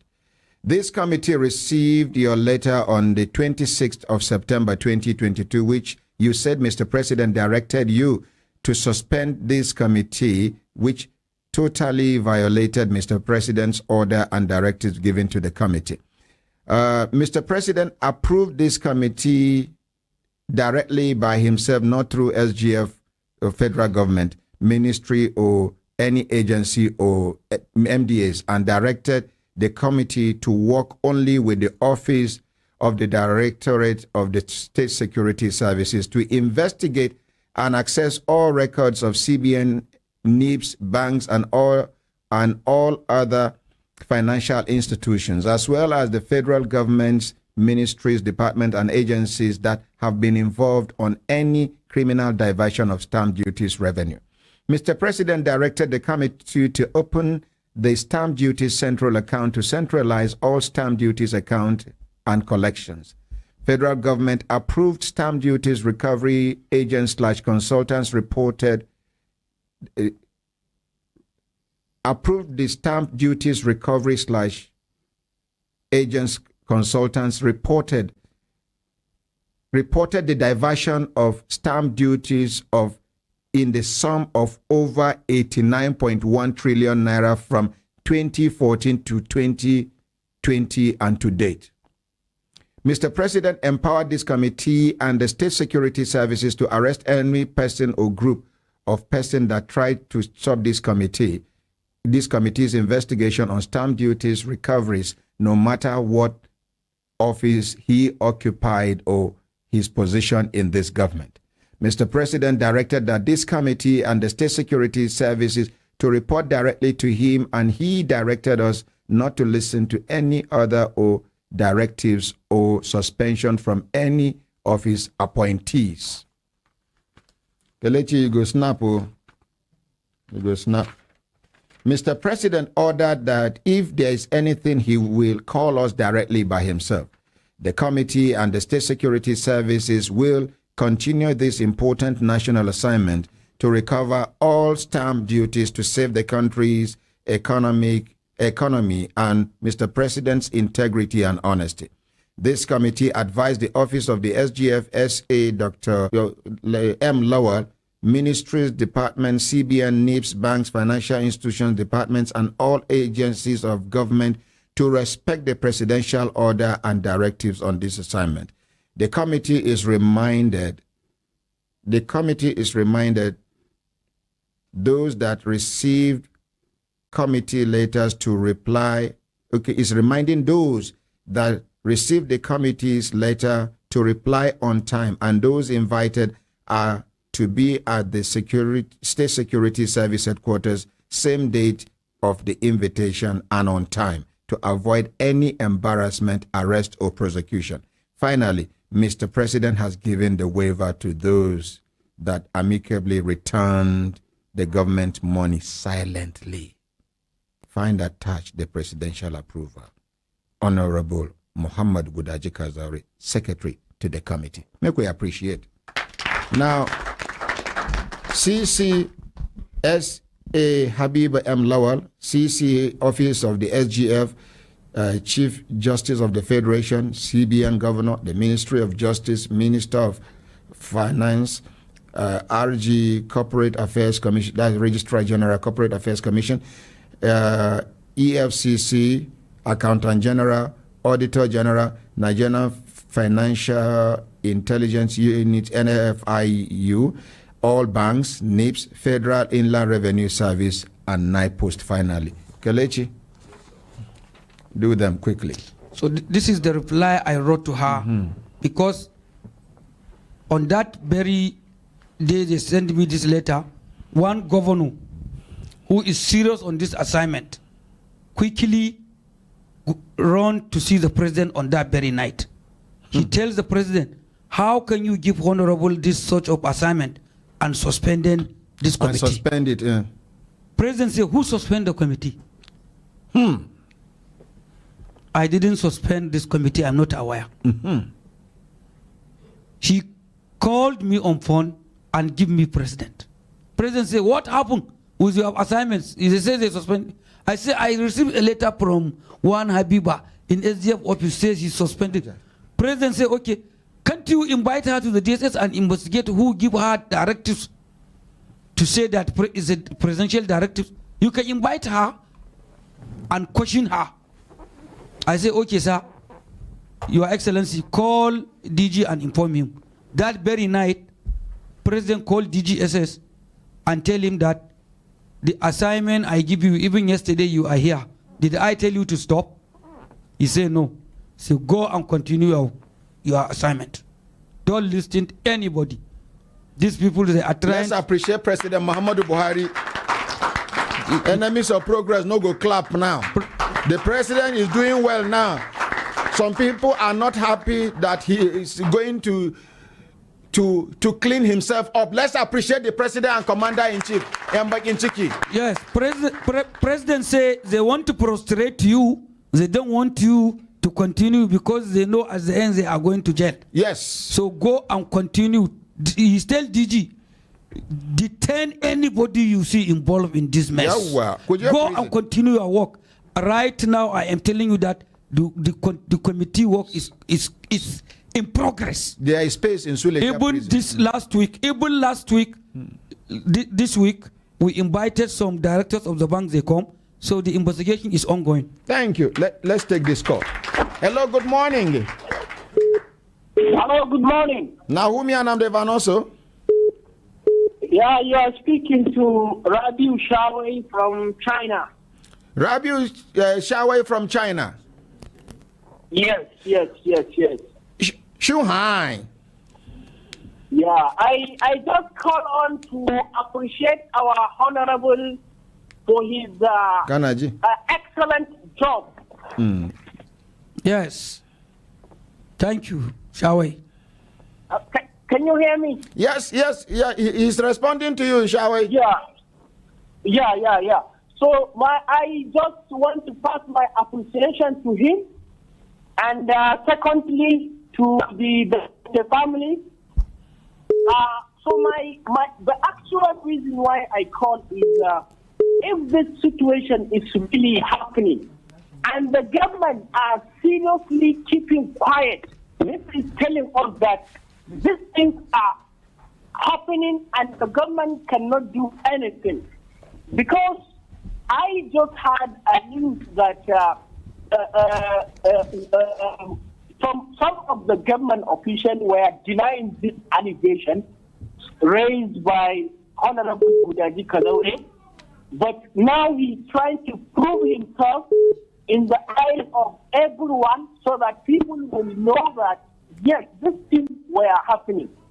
So my advice to the government, if they are really serious about the situation happening in Nigeria, they should look into this matter, find out what is the truth about this matter so that they can try to settle this matter.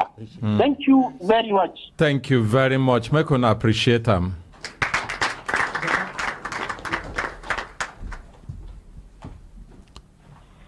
So, Mr. Chairman, yesterday. Make we gather small. Okay. We have time. Hello, good morning.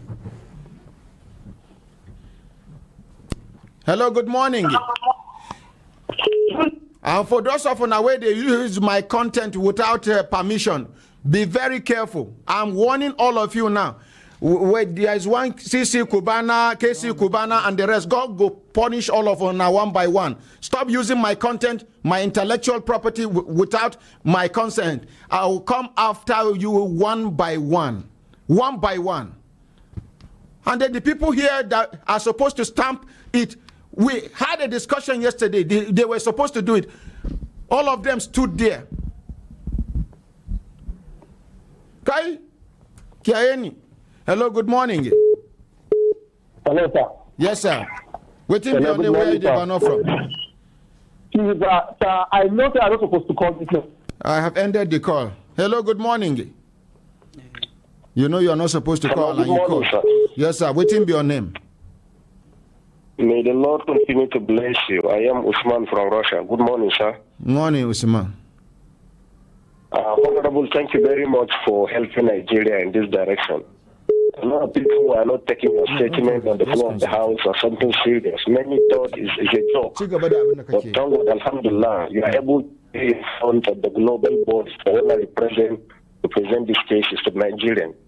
It's come to the reality that there are homogeneous corruption going on in Nigeria. And Mr. President, according to you, he has a very good heart. But the people around him, they don't want his progress. Ordinary President, please tell the Honorable Kazaure, they can come by any angle to attack that person. That person has a very good heart. I am so much proud of you, Honorable. My name is Usman Sokoto from Russia. Thank you very much. Hello, good morning. Good morning, my ordinary president. Waiting be your name. Where do you know from? My name is Roy. I know from Apo. From where? Apo. What? Won't you respect yourself? Are you supposed to call this line? Hello, good morning. Yes, Honorable, over to you. So, hello. The next issue is reply for Garba Shehu that yesterday he said this committee is not settled by the president. I will give Mr. Chairman the copy of the presidential approval of this committee. Which this copy is not to snap it, is for you. Okay. With the presidential approval. Okay, so that you can see Garba Shehu is lied to Nigerian that this committee is not approved by the president because you can see the presidential approval yes, sir. On it when the president approved this committee. He says the president created interministerial committee under the Minister of Justice office to reconcile and recover stamp duty. This committee, interministerial committee, is created 1 or 2 years ago. And no result. And the president is aware of that interministerial committee. Before creating this committee. He created this one on the 1st of September 2022, which is 3 months back. September 1st. So where Garba Shehu is saying that there is interministerial, did he tell that the world that Mr. President is not aware of the interministerial committee when he approved this committee for us? Mr. President said he didn't trust them. Thank you. All of them. Let's take this call. Hello, good morning. Good morning, sir. Honorary President. Now, who me and I'm Devano? Where you Devano from? You Devano with Obu Vrendo. Good evening, sir. From this side, calling from Malaysia. Well done. I greet you, sir, Ordinary President, for the good job you are doing. The answer I'm half for that thing where you type for social media. No, they type what you know. Very sorry, sir. Very sorry, sir. You still be my big brother. So how you doing, my brother? I'm very fine, sir. I want to I greet the honorable Kazaure for this expose when he can't do for this for us for Nigeria. So this kind man, a man will be like say you really need to deal with. And thank God say he come today. Without all this kind of expose, I know now I can't believe say sometimes when you hear things, you know they feel sleep. Okay. True. I believe say this night I not go feel sleep. And I believe say many Nigerians not go feel sleep. Ordinary President, God bless you. Honorable Kazaure, God bless you. May God continue to protect and guide you, sir. Amen. Thank you very much for doing this for Nigerians. Thank you. Thank you very much. Make we come back to Nigeria. Hello, good morning.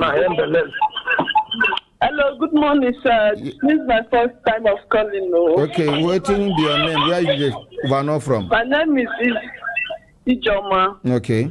I'm calling from Dubai. I come to appreciate the good work you're doing to Nigeria. So thank you, ma. I come to appreciate you. May the God Almighty bless you. Amen. Give you good health, long life. More to do more. Amen. I won't make you pray. I won't make you pray for Honorable Gudaji Kazaure because this risk. Okay. Not be small risky. I pray whatsoever is his heart desire, may the good Lord bless him. Amen. And grant his heart desire done. And protection too. God's protection, number one. Okay. May the good Lord protect him. Thank you, man. Thank you. Hello. Good morning. Good morning. Good morning. Hello, good morning, Honorable President. Yeah, waiting be your name. Where you Devano from? Quickly. Waiting be your name. Where you Devano from? Good morning, Honorable President, sir. I they hear you. Oh, I can't hear you, sir. I can hear you. Put the phone. Good morning, Honorable President. You don't need to monitor from the TV. You are watching the program, please. Oh God. What is your name? What is your name? If we pick like this, make una off the TV, make una. Hello, good morning. Good morning. Yes, your name. My name is Adnazi Sambosho from Gogolada. And you're not going to respect yourself, call the line where you're supposed to call. End the call and respect yourself, my friend. We won't make Nigeria better. Simple instruction will not go follow. I don't form committee on phone calls so, now. So, Mr. Chairman, can I continue? I form committee on phone calls now. Anybody will not do anyhow. Will do anyhow. Chairman, I want to conclude on Garba Shehu. Okay. Because what the Garba Shehu said, there is committee investigating this stamp duty since last year. We wrote a letter. Has several directives to boss Mustafa, the SGF, to forward a full report on what interministerial committee on stamp duty recover achieved since it is inaugurated in 2020. The committee Garba Shehu is talking is inaugurated in 2020. So we asked the committee, we wrote a letter to the SGF, we wrote a letter to the Minister of Justice, Attorney General Office. We need the report of that interministerial committee. Because how can committee keep silent 2 years? This government is nearly end. Secondly, we send a letter again, while we send a letter to EFCC that we ask EFCC, we need to tell us the report, because the consultant takes the documents about these three accounts: FMDQ account that are lending loans to some banks, account that for I&E window. The EFCC went and investigate. They keep silent. Then the committee sent the letter to the chairman of the EFCC that we need that report to the committee. So it means we send 3 letters. One to SGF about the interministerial committee. Second to Minister of Justice. Third to EFCC. They keep silent. They didn't reply to us, rather than... Since when? since before they send the letter of this suspension. Is it up to 1 week? We send them from the beginning of since September. We send them the letter since September. No reply. To bring us that report, they didn't reply. Instead of that, they go and send me the suspension of the committee activities. But instead of them to send us the report, they are trying to stop us from investigating. So up to now, SDF didn't send. So I am reply to Garba Shehu, and I want the Human Rights Radio to tell the Garba Shehu that this committee is created by the president in 2022, 1st September. The interministerial committee created by the president in 2020. And the president said he didn't trust all of them. He trusts only DGSS. And he said I should go and work with only DGSS. So it means he didn't even believe in that interministerial committee that they say they are working. So what is now I never understand. Is that Garba become a spokesperson to CBN? Or is he the one among the people enjoying the agaric loan? No, but by his position, he can speak on behalf of the president. No, he can speak on behalf of the president, not on behalf of the CBN. He is telling the world that CBN, they don't have that money. How did he know? But you see, Garba Shehu is an elder brother, and me too is my elder brother. Okay, I hope you know his title. What is he to the president? He is a senior special assistant on media. Thank you. So, and then Femi Adesina So if he is a special advisor on media to the president, how can he come out and say that president didn't create this committee, while right now I give you the approval of the president of the committee with the signature of the president? So he is doing this without the knowledge of the president. Okay. I am sure. I am sure. Because when the president approved this committee, he didn't call Garba Shehu and give him the copy to go and talk to media. He approved this committee silently. So it means the president is trying to take these corrupt people by surprise. By surprise. Okay, now I understand. Oh, that is why when the committee created, nobody's know. Only the copy, that copy with you is the only copy they see when president kept. That is how they know. But president didn't direct them to tell the media or to announce it. So this committee is not announced, but we are working on the ground.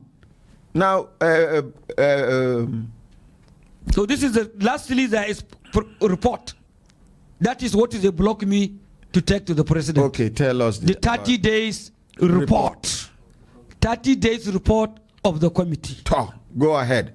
But before you finish the committee report, una where they watch and listen, make una no forget say this thing no go just dey easy like that. They will fight us. They will fight the radio and TV station. They can even use our regulators against us. So be prepared. If they shut down the radio station, we'll tell you another means we can communicate and be. I assure you, President will not allow anybody to shut this radio because of this matter. Because President is in support of this. President is not with those people. President is with Honorable Gudaji 100%. That is why they block me to see him. Thank you. Because if I see the president by now, some ministers and some others are not in their office. They have already retired. Okay. I will retire them. Okay, sir. Because I will tell the president to sack them. That is why they block me. Okay, Honorable Gudaji Kazaure, you have been saying the president is honest, the president wants to do something good for Nigerians. And this program is live on air. I am aware that Yusuf, the son of the President Muhammadu Buhari, does not miss this program every day. Yes. I am told that some other people close to the president don't miss this program. Yes. In DSS, there are people that monitor this program from the beginning to the end. Yes. At the NBC, Nigerian Broadcasting, National Broadcasting Commission, yes, they have people that are monitoring and transcribing. When I say they write when I say where, they write where. Yes. Even when you say dim, you think be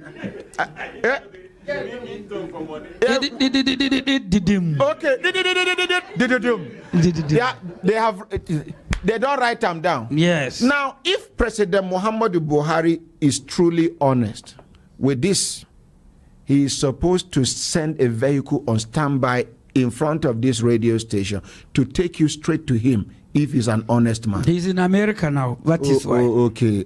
But I'm sure when he come back, he will see me. Okay, thank you. So continue. Tell us the report. When the first 30 days, because this committee is pleased to submit its first progress report after State House Council inaugurated of its members and swearing oath of secrecy, along with special consultant in the premises of Department of State Security Service on the 21st September 2022.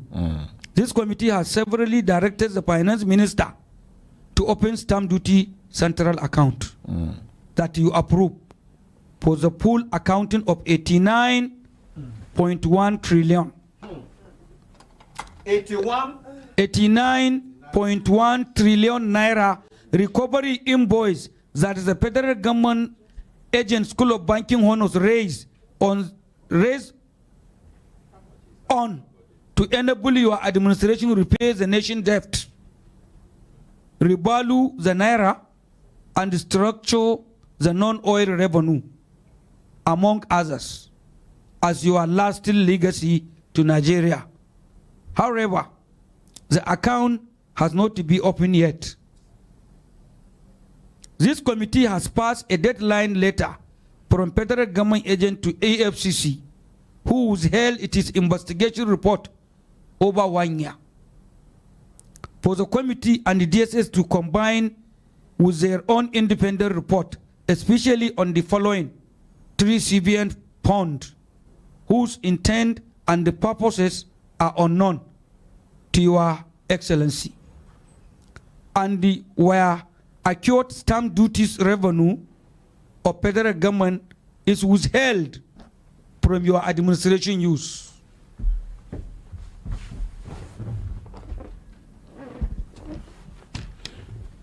Pound in CBN private investors account. Sir, can I? 171 billion US dollars. Please let me help him with that. I nearly finished. Okay, sir.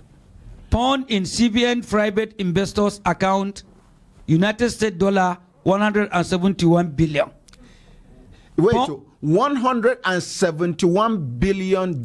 Pound in CBN private investors account. This money was found in the transaction in this account. Hey, transaction in this that is private investors account, $171 billion. Pound recycle as loan to some bank, 23.4 trillion naira. Pound recycle as FMDQ debt to federal government, 13.0 trillion naira.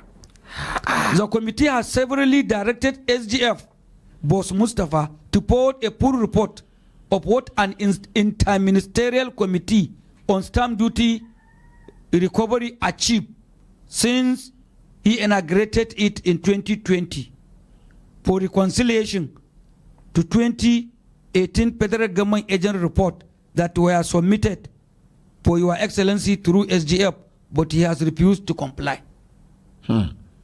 This committee is now arranging to meet all banks to be hosted by DSS for completion of worksheet on the volume of their cashless transfer from April 2013 to August 2022.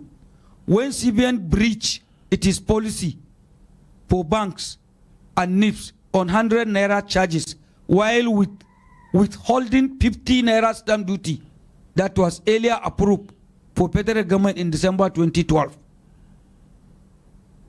In avoiding delay, the committee pray that we summon CBN governor to proceed on suspension immediately, while DSS will lead the full investigation into the 3 CBN bank accounts. EFCC chairman to submit its own report on 3 CBN account above as reported by federal government agent to DSS immediately.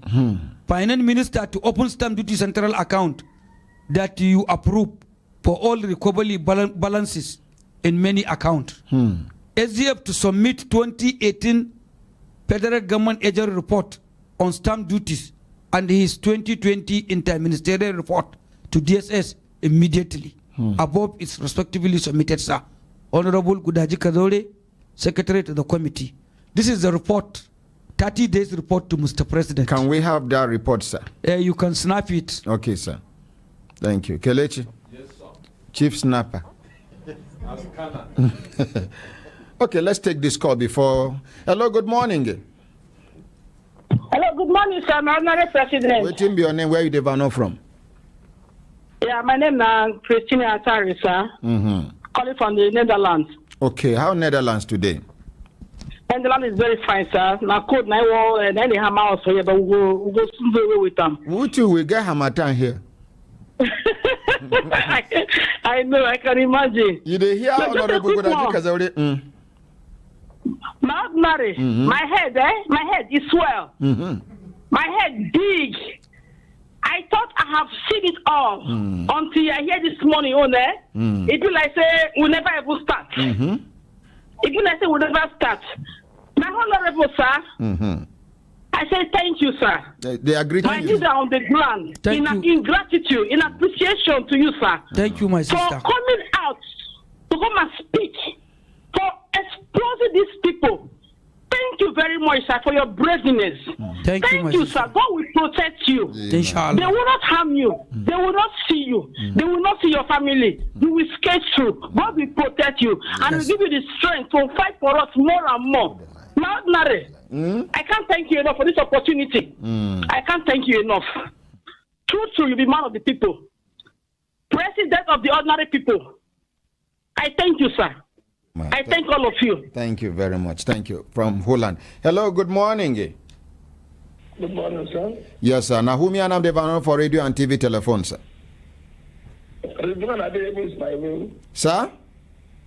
Ridwan Adeyemi is my name. Oh, Professor Ridwan Adeyemi? Yes, sir. Ridwan Adeyemi, sir. Yes, okay. Well, I just want to commend you for a good work. And pray to Almighty God to come to strengthen you. Amen. And particularly for Honorable Kazaure, the God Almighty come to protect him. Amen. And strengthen him more. Amen. My comment is just to appeal to all Nigerians that we have to stand by this project. Project, free Nigeria from death. Because if we are able to free Nigeria from death, then we can be assured of more relief. This is a project all Nigerians must support. That Mr. President, before he goes, he delivers us from these unwarranted deaths. That is one. Two, there is a need for us, like I said last time, to challenge this CBN move to change our currency. It's obvious now that there is a point to cover up some things. Perhaps I wouldn't know the terms of conference and the terms of reference for the committee. But if they can do, they have to, perhaps do something, to do something about this current case so that they will not sweep it under the carpet. Because if it continues, the way they will do something to cover up all these mess, we are now seeing. So we have to tie back, we have to tie this discovery to the ongoing or the proposed change of currency. Until things are clear, we need to know.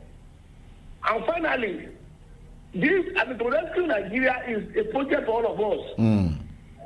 is a project for all Nigerians. And I thank God for one thing, that if absolute money, we can recall, just return it. But those who have to be blacklisted as well. God says we should stand by justice, even if it is against your kinsmen. Thank you very much. That's the only way to that. That's the only way. Thank you very much, sir. Thank you very much, Prof. Thank you very much. Let's appreciate Professor Ridwan. This now Professor of Mass Communication. He's an authority when it comes to this my noble profession. This our noble profession. If we take this call. Hello, good morning. Hello, good morning. Yeah, waiting be on where do you know from? Morning, this is my room, calling from London, sir. Okay, so how London? Yeah, London is cold at the moment. Quickly, your contributor. The time don't work. Yeah, my contribution, we say, thank God for this revelation from Mustafa and the Honorable. But this shows that Nigeria is about to get cleaned and about to burst from all this revelation. Yes. But God will continue to protect us, protect Mustafa, protect the Honorable to clean up Nigeria. Nigeria is about to get cleaned up. Thank you. Hello, good morning. Hello, good morning, sir. Yeah, waiting be your name. Where you Devano from? Yeah, my name is Nduka. I Devano from Spain. Okay. May you never suffer with Spain. I want to thank the Honorable for this information he's just given to the Nigerians now. And my prayer for him is for God to guide him and protect him and his family. Amen, sir. Mr. Honorable, good morning, sir. Honorable. Thank you. Thank you very much, sir. How are you? And the problem we are facing in that Nigeria is I believe that we don't have a really good judiciary system. That is why the corruption is full in everywhere.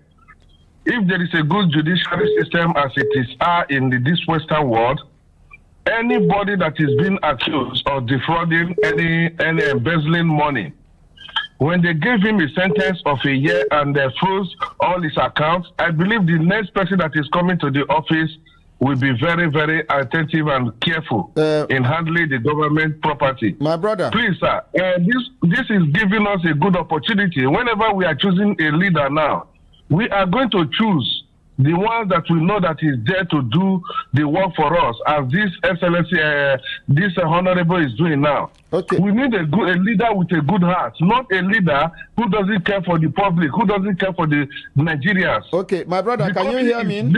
Can you hear me now? Yes, sir. Let us be fair to judges. Our judiciary is not as bad as we are painting it.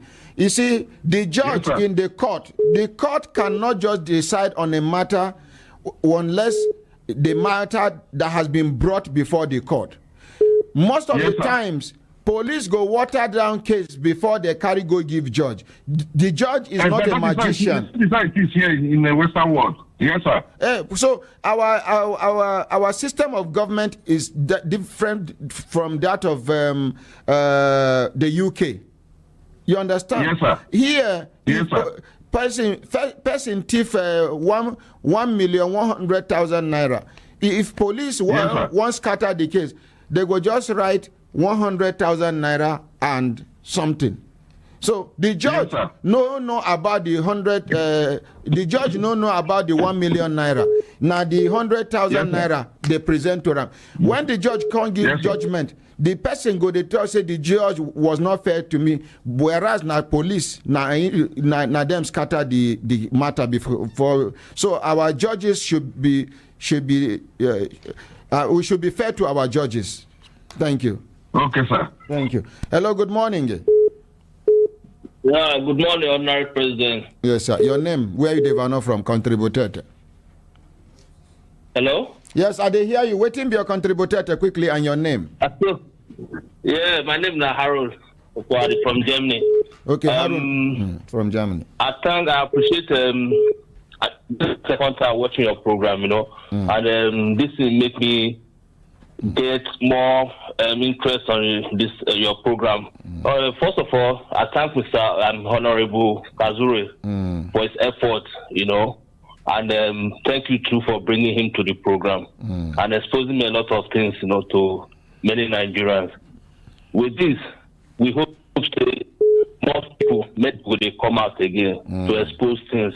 Thank you. Secondly, I use this opportunity because there's a lot of propaganda where they don't propagate against our president. And they use this opportunity to tell our president, say, myself, I apologize. And from today, I love him. And may God protect him to make good work for Nigeria. So with this exposition now, you now love the president and you understand why some people are spoiling his name. Yeah, and in short, if he adopt me, if he like, because we had a lot, we are in Europe, and you see these people, they just cook like what Major Hamza said. He said, this unforeseen hands, so they will just write something to spoil some. And it's not the news for me, they say. That will be like a stigma. Thank you. And all those things now, nobody wants research. Thank you very much. Consultant Ike, in order to be fair more to Central Bank of Nigeria, the allegations, some now against Emefiele directly, some now against the Central Bank of Nigeria. Let's hear from the spokesperson of the Central Bank of Nigeria, at least the ones who concern the Central Bank of Nigeria in the authority to defend that one. So call him, just call him. The CBN. Hello, good morning. Hello, good morning. The president is on. Hello. Wants to. Okay, talk to the mic, sir. Talk to the mic. Snap this letter. This is directives SGF give to Godwin Emefiele to open stamp duty central account, informing them about the School of Banking Honors as sole administrations 19 October 2017, which he didn't do it up to now. That is the first violation. Okay, take it, please. Call the central bank because we need to hear from the central bank. Waiting with the talk here, be say, Honorable Gudaji Kazaure don't bring all the documents to support in argument, but we are professionally obligated to hear the other side of the story. Now, so we even get a surprise visitor. We enter into na Honorable Imbi, Ide for studio. I don't know whether he would like to say one or two things.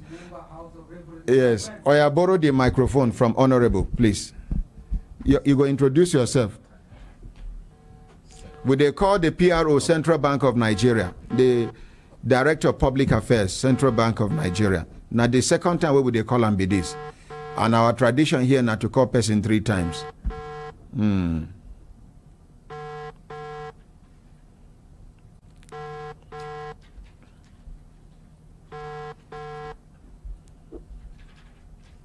Okay, the second time no go. Okay, Honorable, introduce yourself and... Thank you. Good morning, everyone. Good morning, the Brekete family. My name is Honorable Tony Nwolo. And I represented Oshodi Solo Federal Constituency in the 8th Assembly. Incidentally, Kazaure is my very good friend. So when I heard about this, I had to come to listen more to what he has to say. One thing I must state here clearly is that as Kazaure is, so are many honest, honorable members that are not even aware of this that is happening now, that I can assure you will take interest in this matter and take it up. You see, most times, not like we don't have many people that are ready to come out and talk. And that is one other thing I want the Brekete family to start. Coming from this next assembly that is going to come up, set a segment. Okay, sorry. the the spokesperson of the Central Bank of Nigeria is here. Hello, good morning, sir. Yeah, good morning. Good morning. Yes, my name now Ordinary Ahmed Isa. Me and you for all day live on Human Rights Radio and Television. The name of the program now Brekete Family, sir. Good morning. Yes, sir. I get Honorable Gudaji Kazaure for studio and about this stamp duty recovery committee and plenty allegations on Central Bank of Nigeria and the Central Bank governor himself. What be una position about this matter? Thank you. Thank you, Berekete. Ordinary President. Yes, sir. You know, we don't hear this thing. The one thing I could tell you, because the thing where I hear is say 89 trillion stamp duty. Accumulated, accrued. Yes. And I even ask you, Ordinary Ahmed, what is the total asset for Nigerian banks? I wouldn't know, sir. That's about 60-something trillion. And if that is that, and somebody they talk say 50 kobo accumulate 89 trillion. Considering our population in Nigeria and give the chairman this paper. 171 billion accumulated in the accounts. Look at it. Hold on, sir. He's talking. Take it to him, chairman. This is this day publish it into 2020. We are talking about total asset of Nigerian bank for the whole country. And then we are now saying that just stamp duty accumulated. Do the math yourself. And then come to a conclusion. Then the one way they talk about committee or no committee is Honorary Ahmed, we are professionals here. If there is any committee, that has nothing to do with us now. If they said the committee, their committee, maybe they do their work. And that has nothing to do with Central Bank. But what we are concerned is saying 80, and I'm saying that the total asset of Nigerian banks, how many be? Okay, are you aware of the publication done by This Day newspaper of April 27, 2022 by 3:59 a.m. saying transaction on CBN's I&E window hit $171 billion. Are you aware of that? Because now part of the allegations where they for granted this. Make I tell you this one too, because I hear this thing again. What is I&E window? I&E window is a platform where people trade in FX. It is not an account. So banks come there to trade. CBN comes in also, even as an observer. So we can either buy or we sell. It is a platform. So when you start hearing these humongous amounts and all that, you see, I think there's a little bit of misunderstanding on what I&E window stands for. It's a platform for trading. It's like, as you talk so now, you say stock exchange. That stock exchange, that is 1 trillion somewhere. So this stock, people come in there, buy, sell stock. Are you aware of this 40-60 ratio sharing formula of stamp duties, 15 naira stamp duties? You see, I think what we need to do here, is, because you see, issues around stamp duty, it has to do with... Ask him 100 naira. Okay, 100 naira. That 40-60 ratio, where is the 40 going? Whatever the law says, it's not about CBN, it's not about anybody, it is about the law. If the law says this is what it is, that's what it is. No, not in all situations. What I'm saying in effect, what is normal with the law might not be normal with morality. Fine. And I'm saying that, you see, I think we need to understand first that central bank is a creation of the law. And that's why we say that CBN is an institution with statutory flavor. Our responsibility is to keep also the law. The law says this is what stamp duty or act or whatever is all about. That's what CBN does. We keep our books. And that's why sometimes when we start hearing these numbers being bandied, and we keep on saying, and then they will even bring CBN governor's name into it. So what will happen now? Are you aware of the committee? Which of the committees? The interministerial. I heard about it. I've been seeing it in the papers. And that's why I said, if any committee, Central Bank of Nigeria, they set committee now. Okay. They have their committee and they invite CBN. I am talking about the committee set up by the President and Commander-in-Chief to recover these monies. That's what I'm saying. I think the issue of committees have been addressed by the presidency also. My brother.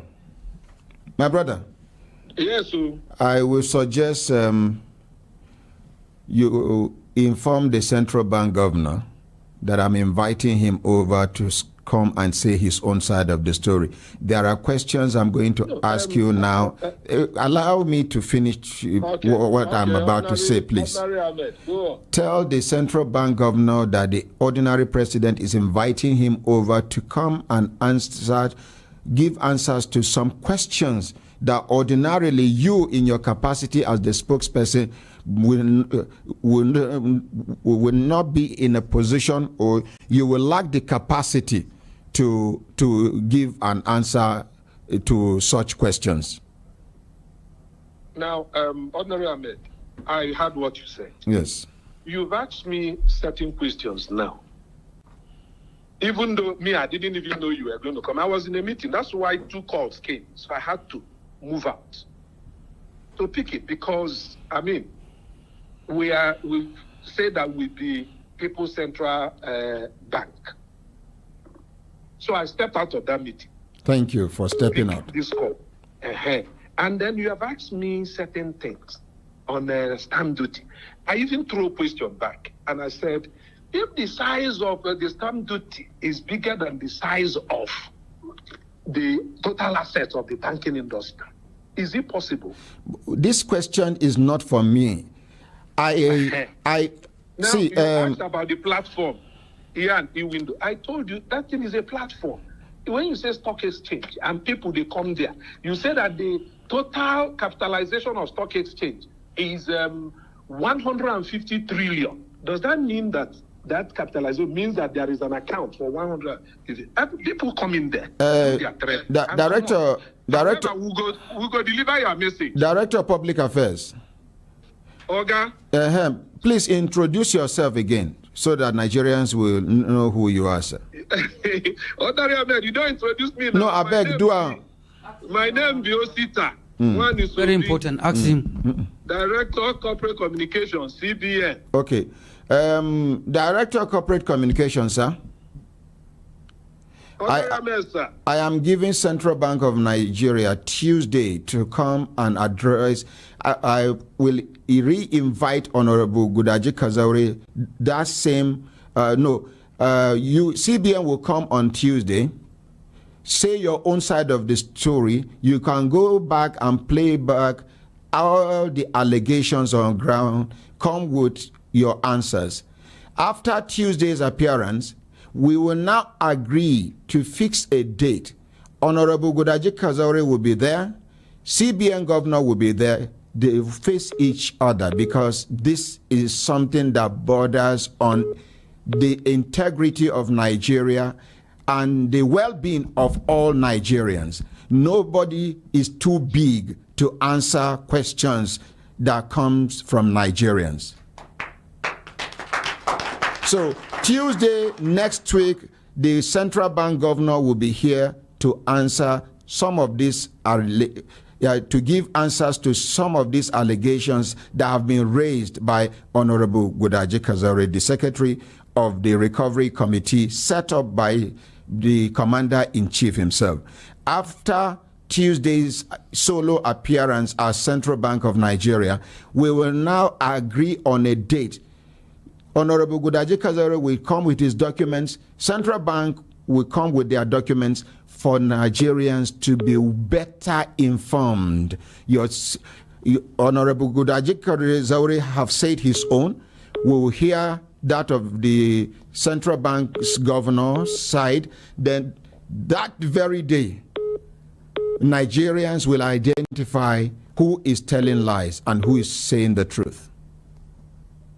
I hear what you talk. But I'm hoping you are aware that the CBN governor is not even around at the moment. He will come back. Even the president is coming back. All of them are coming back at the same time. But I just told you, because I have the information. I have the information that they have traveled. Good. And I'm monitoring their movement over there. And I'm telling you, they are coming back. Has other engagements. As we speak now, is not. Tell him that tell the CBN governor that I have given him Tuesday. If he's not going to be here physically, we can do Zoom with him. Technology has made life a lot easier. He is going to be live on Zoom. We can use vMix to do live interview with him, where he's going to answer to those questions wherever he is around the world.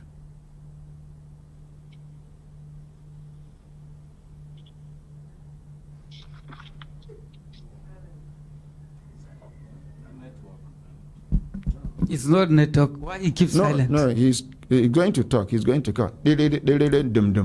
Tell him I am hearing him. Okay, Honorable Gudaji Kazaure is listening to you. And I even wrote. Oh, you are finished. There is some questions that I want before he left. No, you are not going to ask. You are not going. No, Chairman, ask him. I wrote it for you. Please don't ask him any question again.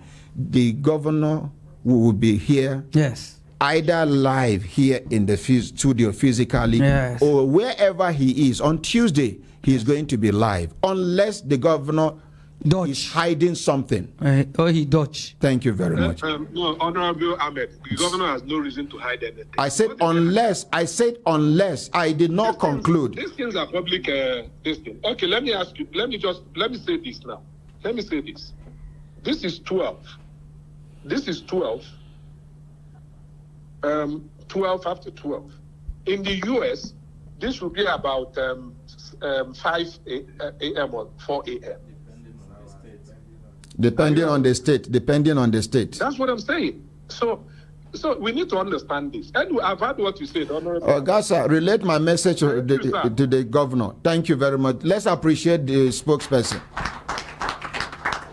Even if now 1 o'clock for night for dear, this is something that requires him talking to us. If he's a board chairman of the board of Central Bank, he is not the president and commander-in-chief. Even the president can be forced to come and address Nigerians. Talk more of a Central Bank governor. Please. I have exams. In fact, I am already missing some part of the exams, but I will go. Even if now 20 over 100 I get, this is more important than the exam. I can do carryover. It doesn't really matter. Yes, Honorable Tony. Yes, please. And in view of what is going on, I think that the next legislative day, that this should be called up as a matter of urgent national. That is why I'm saying it on air. Give him the second mic. Let him. That is why I'm saying it on air, because now. Honorable Kazaure here. You said no. The House was not allowed you to do motion or anything on these matters, because I can show you the copy of the motion. When they send me a letter suspending the committee, I intend to take the committee to the House so that we can march between the committee and DSS and the House to work together. Speaker refused to allow me to do the motion under matters of urgent public importance. Later on, when she reads the motion, Speaker says she have to remove certain words that I put, which is attacking the civilian governor. At the end, I understand that they are enjoying civilian governor. They are in the pocket of the civilian governor. They are enjoying directly in monthly or weekly basis. So, I can see the chairman of the committee at that very day, the Victor Onwokolo, the chairman of the Banking and Currency Committee, a brother to Emefiele, he came shaking that, telling me he is dancing on the floor of the house that, Honorable, your committee is suspended. Your committee is suspended. He's dancing. He is dancing. My committee is suspended. Can we get video of this dance? Go to your committee. Go to your office. Civilian governor send you a letter. He will not attend your invitation. He is dancing. The chairman house committee. He is happy dancing on the floor before the speaker because they all supported him. So I now understand House cannot investigate the civilian governor, because when we invited the civilian governor, we are about to detain him. He said if he was detained, he will mention the beneficiaries of these monies. He is not alone enjoying this money. The CBN governor said though. There is beneficiaries anywhere, both in the presidency and the house. But did he say so? That he is going to mention names of people? He said if he is arrested and detained, he will mention the people that is favoring on these issues. Oh, thank you very much. I rest my case. What I want you to understand, Honorable, forget with the issue, to take this issue to House. At last, what the House will do, they will do an ad hoc committee to say they will investigate. They will go and collect dollars and say that they investigate, there is nothing. They will hijack the investigation, and at last they will tell Nigerians they investigate, there is nothing. They will collect dollar underground. So forget. Thank you. I in as much as this is a very grave, weighty allegations against the leadership of the National Assembly. And when I mean the National Assembly, at this point, this goes beyond just the House of Reps. Both the Senate, the entire National Assembly must rise to these allegations. And because one thing I know, they breach my privileges. Is that how can they breach my privileges as a member House of Representative?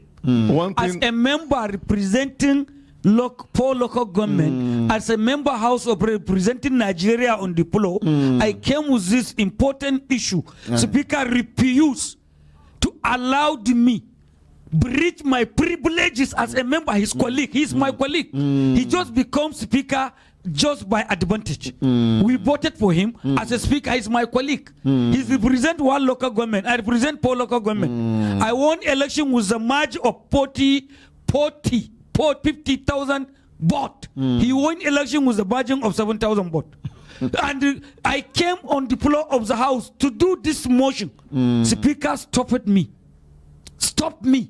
And I see the chairman of this committee, and why I put this allegation, how Speaker House of Representative will take the Committee of Banking and Currency, which CBN is under that committee, to the junior brother of the CBN governor.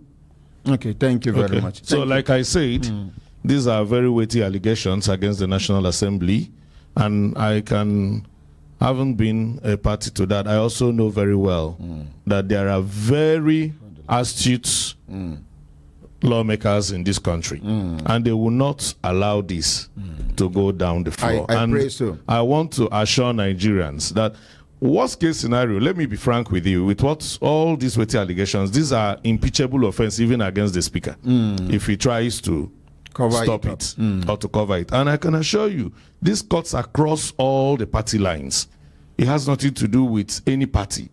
And all the lawmakers, most of them will take interest. Majority of them will take interest in this matter. I pray so. Because I do not want to believe it is not, in fact, it is not possible. Thank you very We much. have men of impeccable character in the National Assembly. Thank you. I also know that Nigerians will be watching. If this matter is so, that Kazaure's, like he has said, his constitutional entitlements will not be breached or suspended by the floor. Thank you very much. Hello, good morning.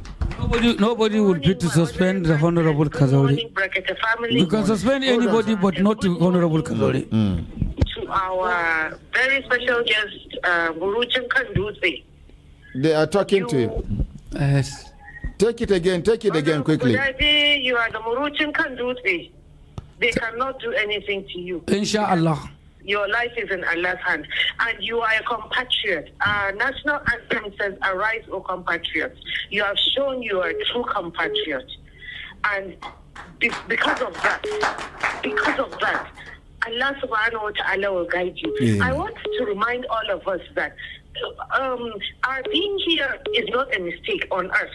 God has put us here for a purpose, and for every action we do, every single action, including our country, whether we help the country forge ahead or we make it go back, we are going to account for it. So the earlier the better. Those people that are doing things, there's a new sheriff in town.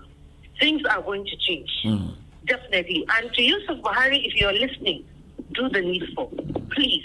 Thank you. Do the needful. Let your father's name be sustained in gold. And let yourself, either your own conscience, tell you that you have done well. Because wallahi tallahi, we're going to answer to God.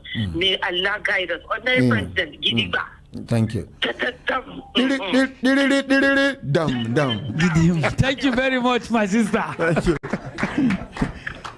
Honorable, we go invite you again, sir. Yes. And finally, I am giving you the summary of the chart. Okay, sir. That the School of Banking Honors wrote an invoice to the federal government demanding bin stamp duty of 89.1 trillion that CBN should transfer from its private investors account into stamp duty central account at 92.5% of the amount, less 5% royalty plus 2% recovery. Because the School of Banking Honors claims, the School of Banking Honors claims it is 5% royalty and 2% recovery out of what they recovered. So they give the chart, stamp duty revenue from 6 pilot states from 2013 to 2016 is 13 trillion.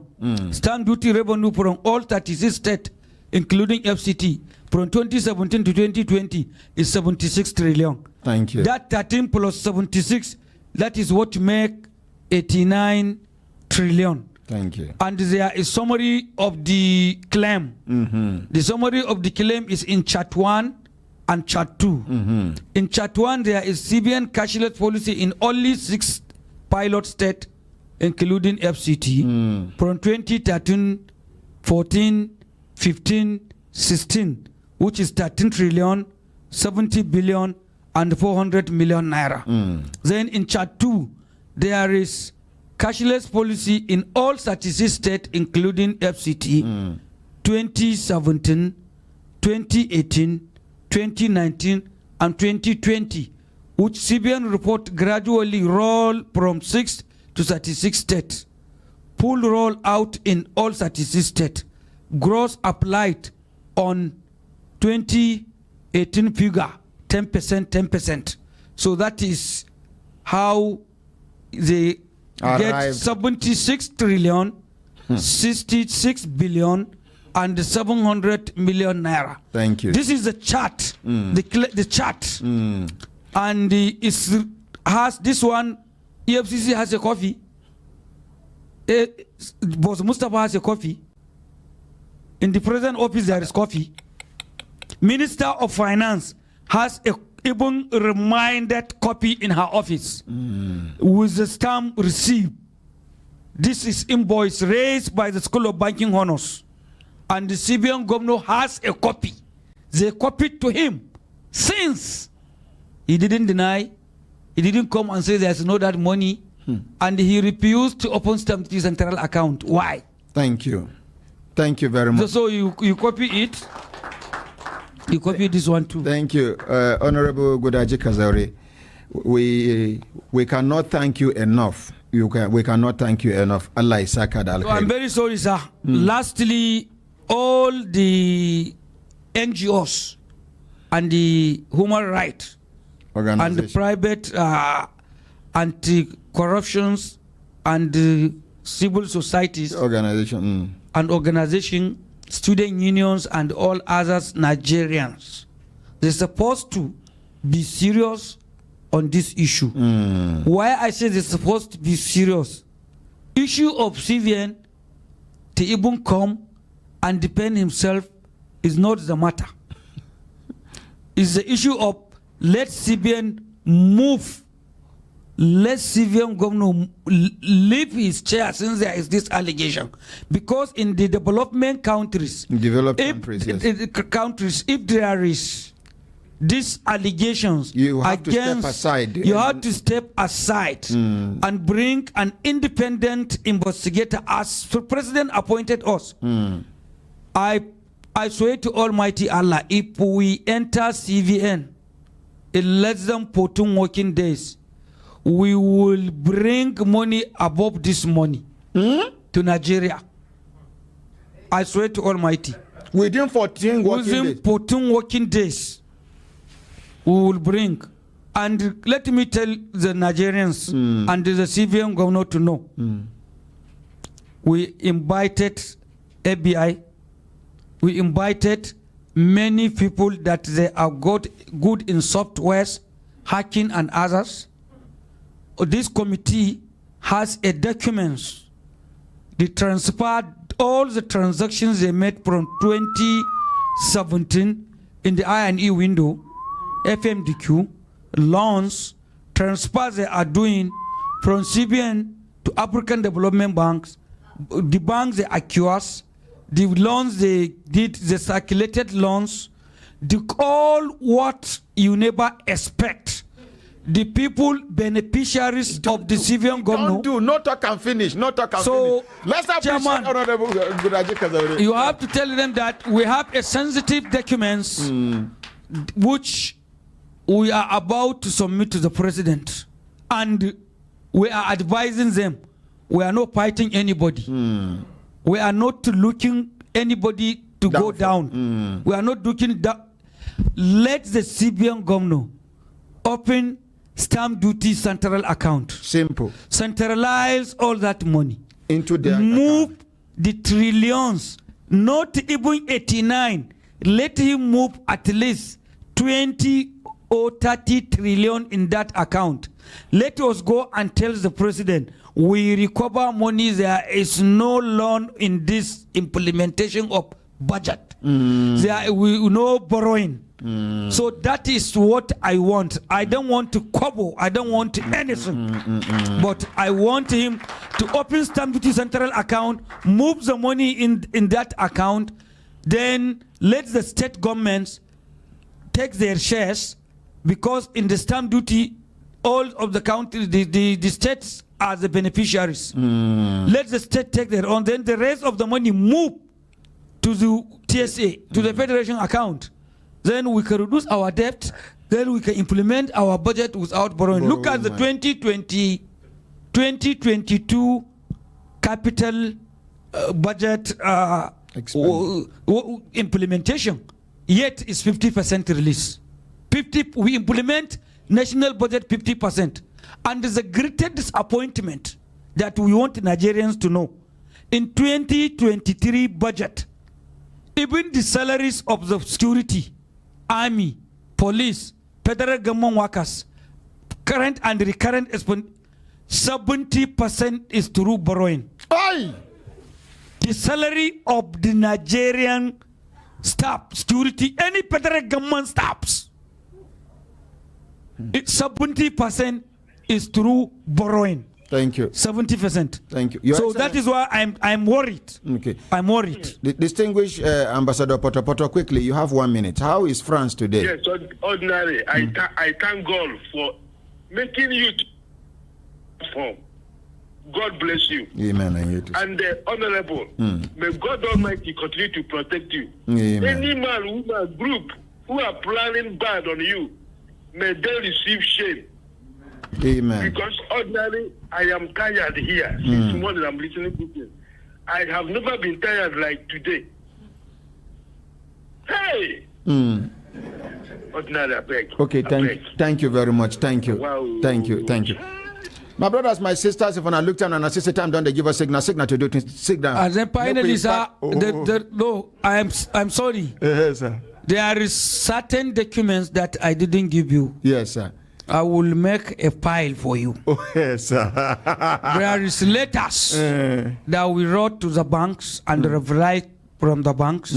Letters sent to SGF. Letters sent to Minister of Justice. All letters sent to CVN.